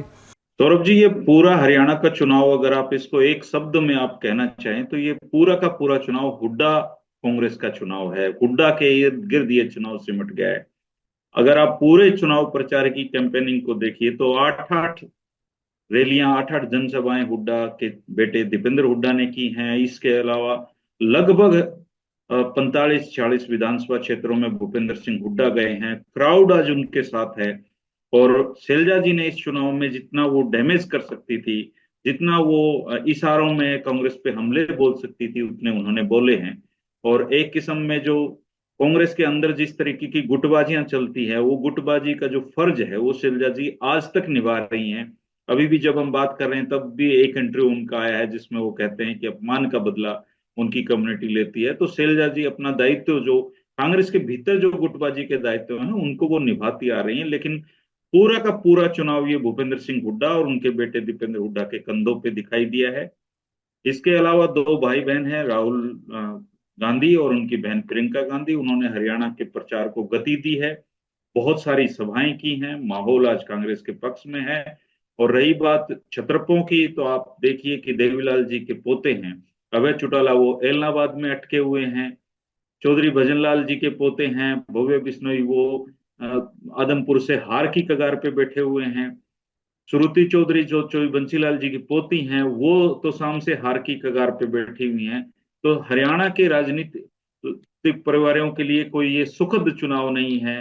हालांकि आदित्य जो सुरजेवाला हैं, रणदीप सुरजेवाला के बेटे, वो चुनाव निकालते हुए दिखाई दे रहे हैं, लेकिन अपने बेटे को जिताने के लिए वो हरियाणा से बाहर कहीं निकल ही नहीं पाए। इसी तरीके से जयप्रकाश अपना चुनाव, अपने बेटे के चुनाव जितवाने के लिए कलायत से बाहर नहीं निकल पाए। तो सारे लोग सिमटे हुए हैं। अगर पूरे हरियाणा में कोई घूम रहा है तो भूपेंद्र सिंह हुड्डा है या दीपेंद्र सिंह हुड्डा है। पूरा चुनाव उन्होंने गति दी है और इसका जो फल है, अगर कांग्रेस पार्टी को मैंडेट मिलता है तो इसके फल पे जो सबसे बड़ा अधिकार है वो भी भूपेंद्र सिंह हुड्डा का ही होगा। सर, आपने मुद्दों की बात की तो आप जब मैंने हरियाणा में ट्रेवल किया, जीटी रोड, जिस जीटी रोड से आपने भी बहुत बार ट्रेवल किया होगा सर, उस जीटी रोड पे ढाबे दिखते थे, उस जीटी रोड पे नए नए रियल एस्टेट के प्रोजेक्ट सारे होते थे, उस जीटी रोड पे मॉल्स थे। अब उस जीटी रोड पे आपको बड़े बड़े बैनर दिखेंगे, कनाडा चलो, चलो कनाडा। और आप उसी जीटी रोड और इसी तरह अगर आप दिल्ली से सिरसा की रोड पर चलेंगे और जैसे ही आप सिरसा एंटर करेंगे, फतेहाबाद से सिरसा और फिर डबवाली, और वहां थोड़ा आप इंटीरियर्स में जाएंगे तो वहां आपको दीवारों पे लिखा दिखेगा नशा छुड़वाएं।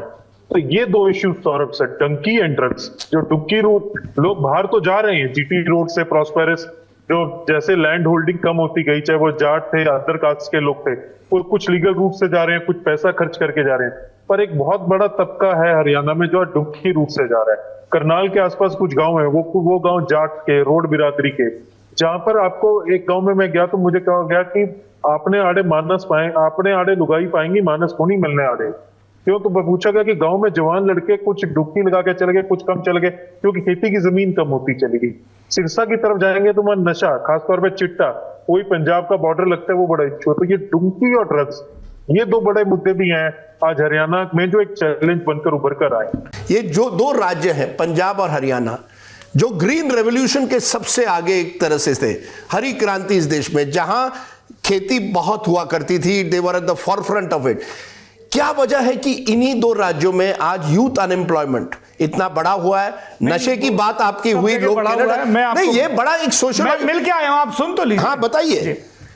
मित्रों, राजदीप जी अक्सर जाते हैं, कभी कभी हमें भी कुछ विदेशी विश्वविद्यालयों में या संस्थानों में लेक्चर देने का मौका मिलता है। मैं नहीं जाता, आप ही जाते हैं जी। तो पिछले दिनों अपन अमेरिका के दौरे पर एक बार फिर से गए थे और न्यूयॉर्क का जो सबसे, मैनहट्टन की सबसे प्रतिष्ठित जगह है टाइम स्क्वायर, वहाँ पे बैठ के हरियाणा के 3 लोग मुझे मिले। उनमें से एक व्यक्ति डंकी वीज़ा पे गया था। उसने पूरे विस्तार से मुझे कहानी सुनाई कि ये लोग जब जाते हैं तो रूट क्या होता है और पकड़े जाने के बाद, पासपोर्ट फाड़ जाने के बाद वजहें क्या बताते हैं। वजह नंबर 1 होती है कि साहब हमको पॉलिटिकली प्रताड़ित किया जा रहा है। वजह नंबर 2 बताई जाती है कि फलाने डेरा के द्वारा हमको प्रताड़ित किया जा रहा है। वजह नंबर 3 बताई जाती है कि हम अमुक अल्पसंख्यक समुदाय से आते हैं, हम ईसाई समुदाय, जब हो या ना हो, और उसकी पूरी तैयारी रहती है, वकील रहते हैं, बड़ा तंत्र है जो इसके लिए काम कर रहा है। अब इसकी वजह क्या है? मेरी माताजी व्रत उपवास बहुत करती हैं, उसमें से एक शुक्रवार का व्रत है। उस कथा में एक पंक्ति आती है, देश चोरी परदेश भीख बराबर होती है। इन सब लोगों को देखिए, जैसे यूपी बिहार के लोग हैं, वहाँ के मेहनतकश लोग हरियाणा, पंजाब, दिल्ली, महाराष्ट्र, गुजरात जाएंगे, तमिलनाडु तक जाएंगे, मेहनत करेंगे। मध्य प्रदेश के भी लोग। अब हरियाणा वालों का सबसे क्लोज क्या है? पंजाब। तो वो देखते हैं कि पंजाब के लोग हैं जो अमेरिका, कनाडा, ऑस्ट्रेलिया में जा रहे हैं और वहाँ पे वो काम कर रहे हैं, जो उनके रिश्तेदार नहीं देख रहे हैं, वो ट्रक चला रहे हैं। लल्लन टॉप के कई दर्शक मुझे मिले अमेरिका में जो ट्रक चलाते हैं और बोलते हैं जी 12, 14, 16 घंटे का सफ़र होता है, उस दौरान हम नेता नगरी, guest in the news room और सब चीज़ें देखते रहते हैं। तो उनको लगता है कि वहाँ पे जाके ये काम करेंगे तो पैसा रिलेटिवली ज़्यादा होगा, लाइफ की क्वालिटी ऐसी उनको प्रॉमिस लगती है। वहाँ जाके वो ऐसा पाते हैं कि नहीं, ये बहुत अलग बात है। क्योंकि आप अगर ईस्ट कोस्ट में जाएं या वेस्ट कोस्ट में, दोनों ही तरफ बड़े बड़े हाते बने हुए हैं जहाँ पे दर्जनों की संख्या में लड़के साथ में रहते हैं। मिनी हरियाणा बसा रखा है सैन फ्रांसिस्को के और सैन होजे के आसपास के इलाकों में। काम क्या करते हैं? इसी तरह के जॉब करते हैं। और इसके लिए अब गाँव-गाँव में रैकेट बिल्ड हो गए हैं। कुछ पहुंच पाते हैं, कुछ नहीं पहुंच पाते हैं, क्योंकि आपका कोई कनेक्शन नहीं है महीनों तक। फिर वहां जाके साहब एक कॉल आएगा कि फलाने जी यहाँ गिरफ्त में हैं, जरा इनका क्रॉस चेक करके बताइए ये वहां से हैं या नहीं है। और फिर वो पूरी कहानियां भी गढ़ी जाती हैं, फिर वो वीडियो कॉल भी होती है। It's a very important topic जो जतिन ने मेंशन किया कि डंकी एंड ड्रग्स। क्योंकि देखिए 30-40 साल पहले पंजाब से जाते थे। अगर आप लंदन भी जाए या अमेरिका भी जाए, 70s और 80s में कहां से पंजाब से गए। पिछले 10-15 सालों में आप देख रहे हैं हरियाणा से जा रहे हैं। एक दूसरा वेव जा रहा है इंटेलेक्चुअल कैपिटल का, जैसे सॉफ्टवेयर के। हाँ। आप सैन फ्रांसिस्को जाइए, आंध्रा से लोग मिलेंगे, पूरे आंध्रा तेलंगाना से सॉफ्टवेयर कैपिटल जा रहा है। तीसरा वो लीगल रूट है। नहीं, तीसरा आप कहिए इंटरनल माइग्रेशन हो रहा है। तमिलनाडु जाइए, केरल जाइए, महाराष्ट्र जाइए, गोवा जाइए, कौन रास्ते कर रहा है? बिहार के लोग कर रहे हैं। बंगाल से कई लोग जो आ रहे हैं वो आ रहे हैं आपके डोमेस्टिक लेबर। गुरुग्राम जाइए, कहीं जाइए, बंगाल से लोग आ रहे हैं। मैं कह रहा हूं इस पर एक बड़ी सोशियोलॉजिकल स्टडी होनी पड़ेगी कि क्या वजह है कि जो, जैसे मैंने कहा, हरी क्रांति के राज्य जहां हमें लगा था वो फॉरफ्रंट पे रहे, क्योंकि मुझे लगता है इंडस्ट्रियलाइजेशन नहीं आया। आपने एग्रीकल्चर किया लेकिन एग्रो बेस्ड इंडस्ट्रीज, बाकी चीजें। आप आज जब महाराष्ट्र का चुनाव होगा, आप बारामती जाइए। बारामती में क्या हुआ है? एग्रो बेस्ड इंडस्ट्रीज की वजह से लोगों को एक ऑल्टरनेटिव एम्प्लॉयमेंट वहां कम से कम मिली है।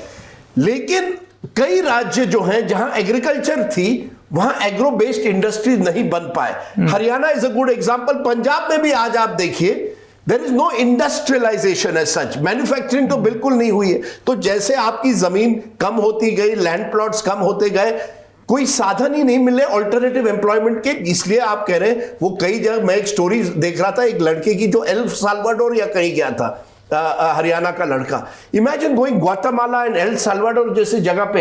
It is actually tragic, very horrible जी। इट्स अ ट्रेजिक थिंग कि आपने, हम इतने सालों बाद हम इन बच्चों के लिए इजराइल जाने के लिए तैयार होते हैं, कहीं भी जाने के लिए तैयार होते हैं, जबकि उनको एक तरह से हरियाणा की जमीन से एक लगाव है, लेकिन इसके विपरीत उनको बाहर जाना पड़ता। सर सौरभ सर, इसमें एक और फैक्टर भी है जो राजदीप जी सोशल, ये सब लोग व्हाइट कॉलर जॉब्स इंडिया में करना चाहते हैं। इंडिया में कोई ब्लू कॉलर जॉब्स या कुछ और जो एक लेवल के सैलरी के बिलो जॉब नहीं करना चाहते, क्योंकि उनके घर में रोटी कपड़ा मकान की चिंता नहीं है। खासतौर पे इनमें से कुछ ऐसे लोग भी हैं कि ठीक है, बहुत अच्छा लेविश लाइफस्टाइल नहीं है, पर एक बेसिक नेसेसिटीज एक बेसिक लेवल पे फुलफिल हो रही है। तो वो एक व्हाइट कॉलर जॉब्स नहीं मिलती है, तो उनको यहाँ लगता है कि उनका एक सोशियोलॉजिकली नहीं लगेगा कि देखो यार, इस फलाने चौधरी का छोरा ये करे, फलाने चौधरी का छोरा ये करे। अभी वो कह रहे थे कि जी कनाडा में है, अमेरिका में white collar job Jatin, they want government job. नहीं, मैंने डिबेट रोहतक में किया। रोहतक में they don't want private sector, they want. अब कांग्रेस ने अपने मैनिफेस्टो में कहा कि राहुल गांधी ने कहा 2 लाख फटाफट देंगे। कहां से देगी आप? 2 लाख गवर्नमेंट जॉब फटाफट, how are they going to come? उनका ये कहना है, आंकड़े वो गिना रहे हैं कि 1,75,000 भर्तियां खाली हैं। दूसरी चीज जो व्हाइट कॉलर और ब्लू कॉलर की बात हो रही है, हम अपने सुधी दर्शकों को बता दें, जब कहा जाता है व्हाइट कॉलर जॉब तो उस तरह की नौकरी जैसे राजदीप सरदेसाई जी करते हैं। ये एक मीडिया प्रोफेशनल है, सफेद रंग की कमीज पहने हुए हैं, एक सम्मानजनक पेशा है जिसमें स्किल सेट का इस्तेमाल होता है और अच्छा हिसाब किताब रहता है।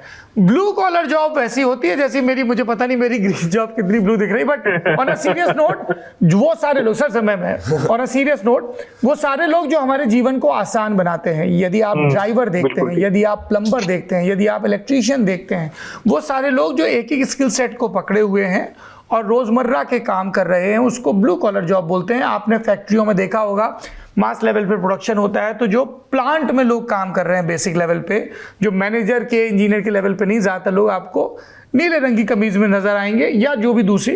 तो ये एक ब्लू कॉलर और व्हाइट कॉलर का फर्क है। अगर आप पॉलिटेक्निक की पढ़ाई कर रहे हैं या ITI की पढ़ाई कर रहे हैं, सबसे पहले फिटर की पढ़ाई या दूसरी तरह की पढ़ाई, लेथ मशीन पे काम कर रहे हैं, तो ये सारे व्हाइट कॉलर जॉब्स में नहीं आते हैं, ये ब्लू कॉलर जॉब्स में आते हैं। और अगर आप अकाउंटेंट हैं, आप मैनेजर हैं, कहीं आप ऑफिस में बैठ के काम कर रहे हैं और उसमें वो प्यून वाला काम नहीं, सर्वर वाला काम नहीं, तो आप व्हाइट कॉलर जॉब की कैटेगरी में आते हैं। जो जिस तरफ जतिन ने इशारा किया वही बात हम तमिलनाडु के कोयम्बटूर में सुन के आए, जहां पे लोगों ने कहा कि हमें लोकल लेवल पर लड़के लड़कियां नहीं मिल रहे हैं जो ब्लू कॉलर जॉब करें, यानी डेनिम फैक्ट्रियों में और दूसरी फैक्ट्रियों में काम करें। ज़्यादातर लोगों ने पॉलिटेक्निक और तमाम दूसरे कोर्सेज कर लिए, नर्सिंग के कोर्स कर लिए हैं, तो वो गल्फ कंट्रीज़ में और दूसरी जगहों पर जाना पसंद करते हैं या बेंगलुरु जैसे शहरों में जाके IT इंडस्ट्री में काम करना पसंद करते हैं। तो ये स्किल सेट और उसकी लोकल मैचिंग और aspiration, you are very right. इसीलिए मैंने कहा कि वो पंजाब और दिल्ली के देखा देखी। सर लेकिन ये मुझे बताइए, कोयम्बटूर जब आप गए, आपने देखा होगा जितने भी फैक्ट्री वर्कर्स थे ज्यादातर सब बिहार से थे। It is to the UP, Bihar, Chhattisgarh, ये बिहार की ताकत भी है कि बिहार का जो लेबरर है, he is ready to do the blue collar work. Maharashtra नहीं करता सर, जब पेट पे आती है तो सब करते हैं, महाराष्ट्र वाले भी करते हैं। नहीं, ये बड़ी मुसीबत। अब आप देखिए मराठा रिजर्वेशन क्यों मांग रहे हैं? मराठा रिजर्वेशन इसलिए मांग रहा है क्योंकि जो उसकी जमीन थी वो धीरे धीरे कम होती गई। अब वो तैयार है ब्लू कॉलर जॉब करने के लिए। He also wants white collar government job. Haryana में भी आपने देखा गवर्नमेंट जॉब चाहिए उनको। उसकी वजह ये भी है क्योंकि हमने काम को सामाजिक सम्मान से जोड़ दिया। बिल्कुल, हम कभी इमेजिन नहीं कर सकते हैं कि एक कैफे में एक व्यक्ति है जिसने कॉबलर का पेशा चुना, तो वो कह रहा है कि साहब मैं चमड़ा गांठता हूं, दूसरे ने कहा कि मैं फर्नीचर बनाता हूं, और तीसरे ने कहा कि मैं फिलॉसफी या कंप्यूटर साइंस का प्रोफेसर हूं, और तीनों लोग अगल बगल बैठे चाय पी रहे हैं और एक दूसरे के पेशे के बारे में बात। You can not imagine. अच्छा जी, कॉबलर है तो वो बाहर कहीं 4 पत्थर जोड़ के जो चाय की दुकान ही वहां बैठा होगा, और जो प्रोफेसर है वो कहीं बरिस्ता CCTV वगैरह में बैठा होगा। तो वो भी एक मसला है। पर आप अपनी बात कर लीजिए। मैं इस पे जुड़ना चाहता हूँ। जैसे मैं इलाहाबाद के गांव में था, तो वहाँ ऐसे देखा तो बहुत सारे अच्छे अच्छे घर बने थे। तो उस गांव से बहुत सारे लोग जो है गल्फ कंट्रीज में गए। तो मैंने पूछा कि भाई यहाँ के लोग क्या करते हैं? तो बोले भैया सऊदी में शेख की बकरी चराए चाहे होटल में सुपरवाइजर हो, पैसा दिनार में आ रहा, फर्क इससे पड़ता है। हाँ, ये कहा इलाहाबाद में। जी कि उनको ये है कि भाई यहाँ थोड़ी नहीं दिख रहा है वहां बकरी चरा रहा है या फिर जो है होटल में मैनेजर है। चलिए बकरी, देखिए वो यहाँ हरियाणा का व्यक्ति गल्फ नहीं जा रहा है, केरल का व्यक्ति गल्फ या पूरा रेमिटेंस इकोनॉमी वहीं से की। हैदराबाद और आंध्र प्रदेश की कई लोग जो मुस्लिम समुदाय के हैं खासकर की, वो गल्फ चले गए। इस पर मुझे लगता है आपने लल्लन टॉप पर इस पे सीरीज करनी चाहिए कि किस तरह की माइग्रेशन इंटरनल और एक्सटर्नल दोनों हो रही है। आपने सर, मैं थोड़ा सा अब इसको थोड़ा विषयांतर कर देता हूं। विदेश जाने की बात कर रहे हैं, मैं एक नेता का किस्सा सुना देता हूं जो विदेश घूमने के शौकीन है और वो भी हरियाणा से हैं। वो है ओम प्रकाश चौटाला, जो पूर्व मुख्यमंत्री रहे। उन्होंने अपने जीवन में तकरीबन 176-77 देश घूमे हैं। अच्छा, हाँ। तो उनके मैं अभय चौटाला का इंटरव्यू करने गया, उनके पुराने लोग मिले, तो मैंने उनसे किस्सा जानना शुरू किया। तो उन्होंने बताया कि चौटाला साहब जब भी विदेश जाते थे, किसी भी पापुआ न्यू गिनी गए, किसी आइलैंड में गए, कहीं गए, तो उन्होंने बोले यार सरदार खोजो। तो लोग कहते सरदार, बोले कि देखो सरदार और आलू हर देश में मिलेगा, कहीं चले जाओ, चाहे वेस्ट इंडीज के कहीं मुल्क में चले जाओ, चाहे जहां, तो वो जाते थे और उनका काम होता था वो बड़ा लिखते थे कि कौन से देश में कितने सांसद हैं, कितनी आबादी है, कैपिटल क्या है, तमाम चीज़ें, और उनको ऐसे ऐसे शेयर करने का था। तो एक बार वो पनामा साइड में किसी देश में गए, तो वहाँ उनको एक सरदार जी मिले, तो उन्होंने खोजते हुए पहुंचे सरदार जी के पास, तो उन्होंने तो बोले कि 150-200 साल पहले उनके पुरखे वहां जाकर के बस गए, तो वो कभी इंडिया नहीं आए। तो उनके लिए ये बात होती थी, बहुत बड़ी बात होती थी कि ये फलाना आदमी इंडिया से लौटा है।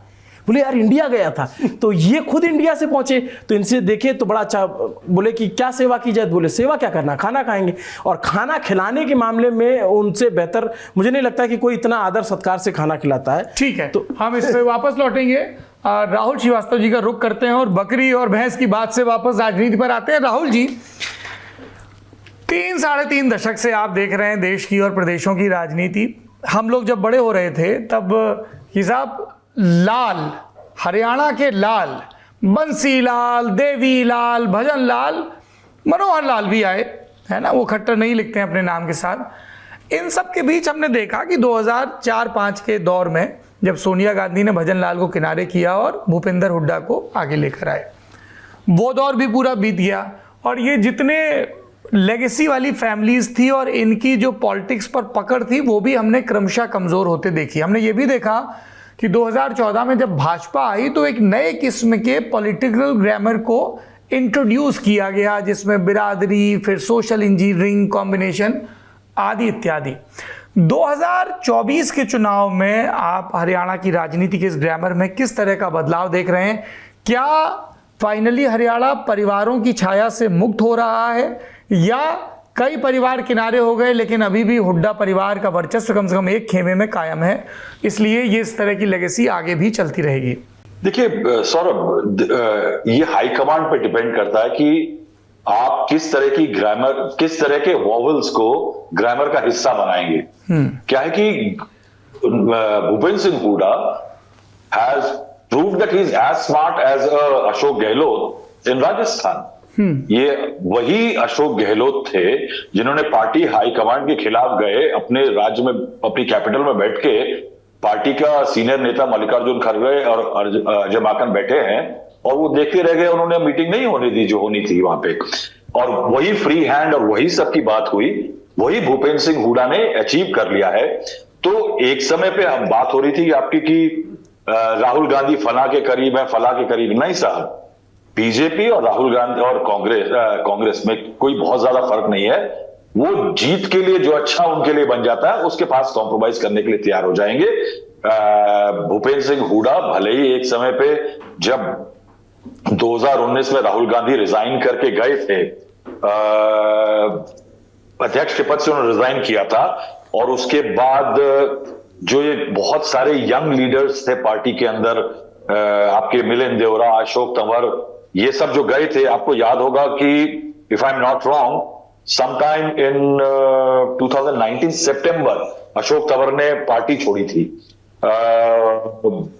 अक्टूबर 5, 2019 में चुनाव के 15 दिन पहले अशोक तंवर ने पार्टी छोड़ी। नहीं, अक्टूबर 5 नहीं, 3 अक्टूबर था। 3 अक्टूबर को पार्टी छोड़ी और 3 ही अक्टूबर को 5 साल बाद वापस आए थे। 3 या 5, चलो नहीं 3 ही है, मेरी अशोक तंवर से ही बात हुई आज, 3 अक्टूबर ही है जी। देखिए साहब, सोनिया गांधी ने आपको याद होगा उसी टाइम पे शैलजा जी को अध्यक्ष बनाया गया था, वो एक डिस्प्यूट को रिजॉल्व करने के लिए था। लेकिन Bhupendra Singh Hooda has proved to be a smart political customer. भाई उसको क्रेडिट देना पड़ेगा कि उन्होंने पूरी बिसात जो है वो अपने फेवर में जो है बिठाई है। और जैसे राजदीप कह रहे हैं, मुझे भी इंटरव्यू ने कहा कि क्या मुझे रिटायर कर रहे हो? मैंने पूछा था कि दीपेंद्र हुड्डा क्या तैयार हो गए हैं मुख्यमंत्री बनने के लिए, तो उन्होंने कहा क्या मुझे रिटायर कर रहे हो?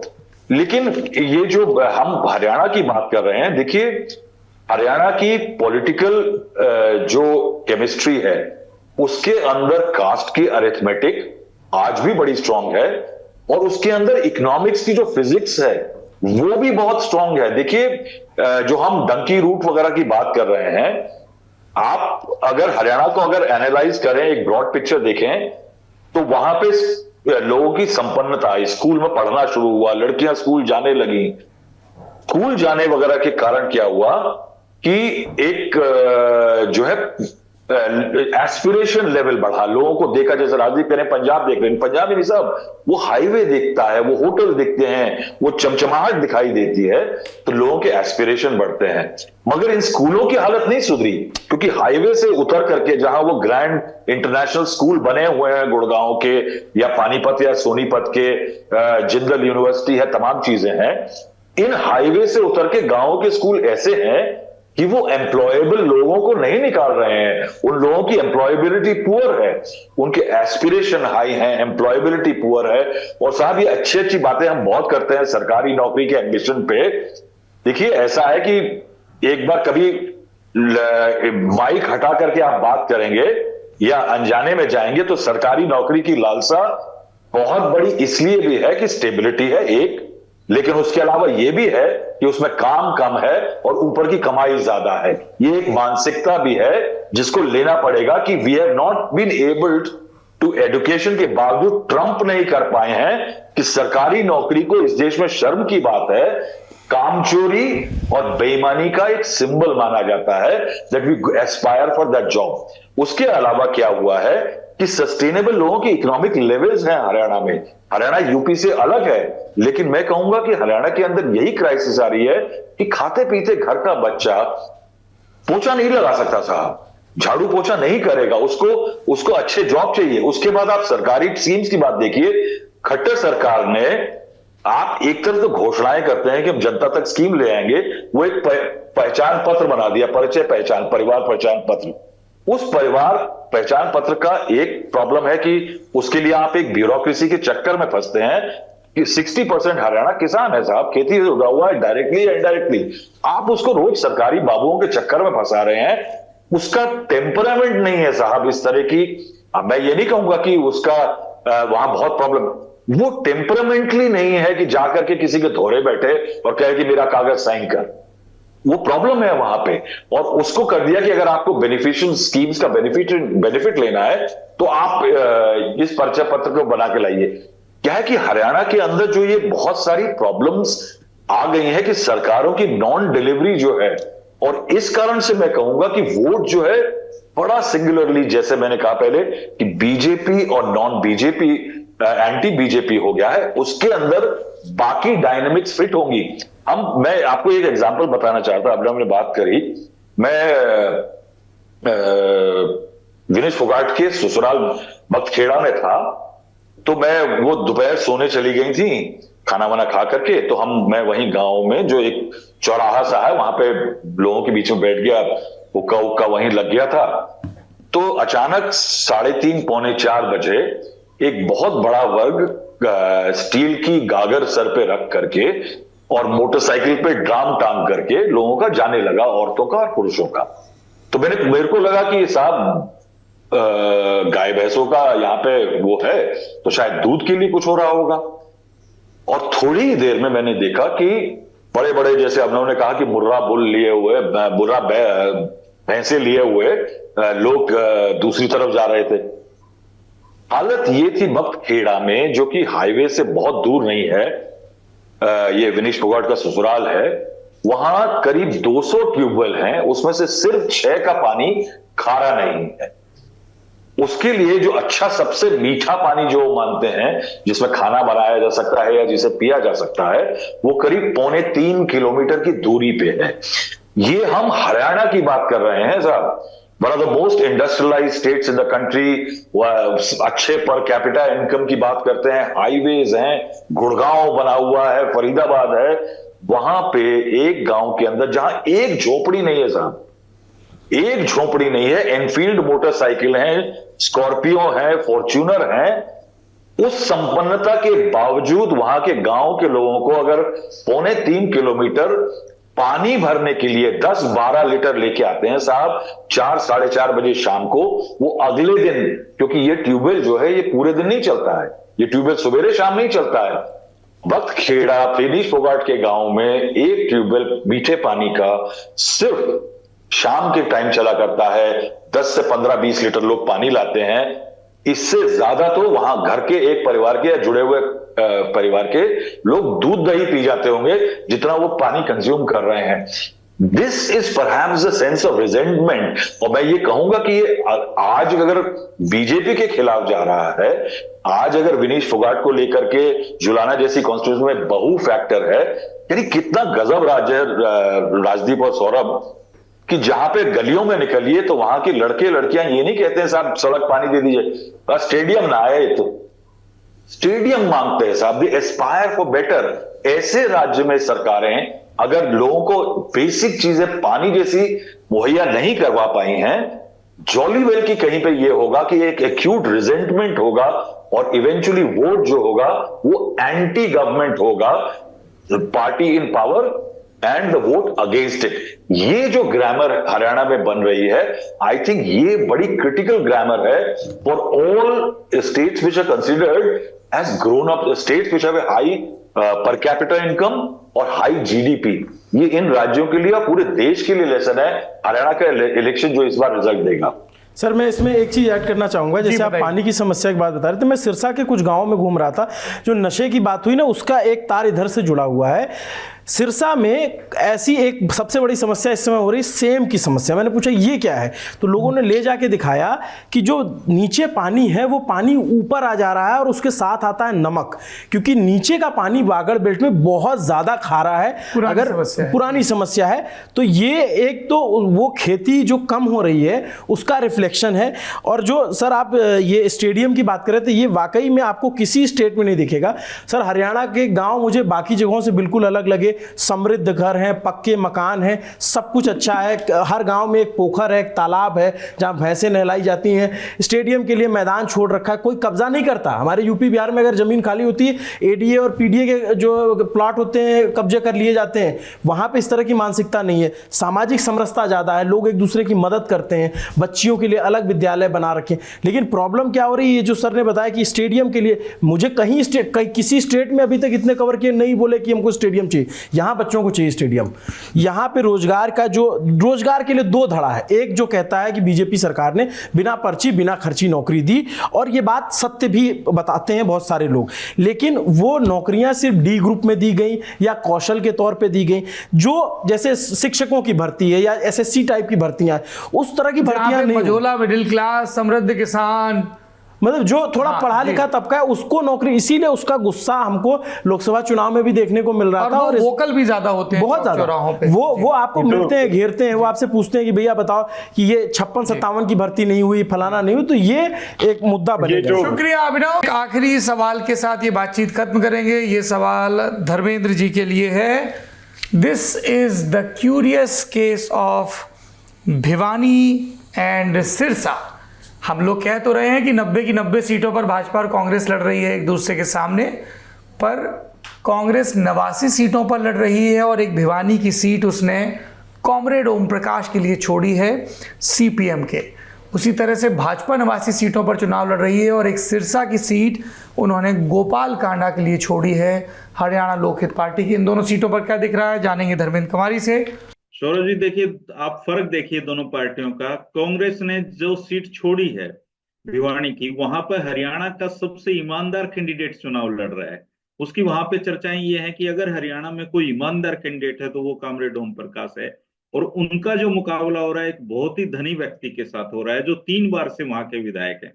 और ग्राउंड स्तर पे जो काम कॉमरेड ओम प्रकाश और हरियाणा के गरीब गुरुओं ने जाके उस जगह पे किया है, मुझे लगता है बहुत ही अचंभित परिणाम भिवानी की सीट पे देने वाले हैं। भिवानी में ये आम चर्चाएं हैं कि अगर हम ईमानदार आदमी को वोट नहीं देंगे तो पार्टियां ईमानदार लोगों को टिकट नहीं देंगी। और दूसरी तरफ बीजेपी ने जिस आदमी के लिए अपनी सीट वापस छोड़ी है, उसके चर्चे भी पूरे देश में है कि क्या गोपाल कांडा चुनाव जीत पाएंगे। जब हम दिल्ली वगैरह बाहर कहीं जाते हैं तो हमारे साथी पूछते हैं कि आपके हरियाणा के लोग क्या कांडा को भी जिता देते हैं। इस तरह के सवाल वहां पे हैं। बहुत ही भारी भरकम खर्चा उस चुनाव में हो रहा है, और मुझे लगता है कि इस बार बीजेपी ने जिसके लिए सीट छोड़ी है वो कैंडिडेट हार रहे हैं, और कांग्रेस ने जिसको लिए सीट छोड़ी है उस सीट पे भाजपा को केवल कोई अगर हरा सकता है तो वो कॉमरेड ओम प्रकाश हैं। चींटी और हाथी की लड़ाई है ये। आमतौर पे चींटी हाथी के पांव तले कुचली जाती हैं, लेकिन कभी कभी चींटी हाथी के सूंड में घुस के कुछ कमाल कर देती है। वैसे वाला चुनाव है और भिवानी की जनता इस ऐतिहासिक चुनाव में बहुत तरह तरह की वहां से प्रतिक्रियाएं मिल रही हैं और कामरेड ओम प्रकाश के चुनाव पे पूरे हरियाणा की नजरें टिकी हुई हैं। इसी तरीके से सिरसा पे भी टिकी हुई हैं और दोनों में आपको बड़ा उलटफेर दिखाई देगा जब 8 तारीख को मतदान के नतीजे आएंगे। ऐसा मेरी ऑब्जर्वेशन है, ऐसा मेरा फीडबैक वहां पे। नेता नगरी की ये बातचीत आपको कैसी लगी कमेंट बॉक्स में जरूर बताइए। अपना ख्याल रखिए, राजनीति में दिलचस्पी बनाए रखिए, क्योंकि राजनीति आपकी जिंदगी से जुड़े हर पहलू में भरपूर दिलचस्पी ले रही है। शुक्रिया।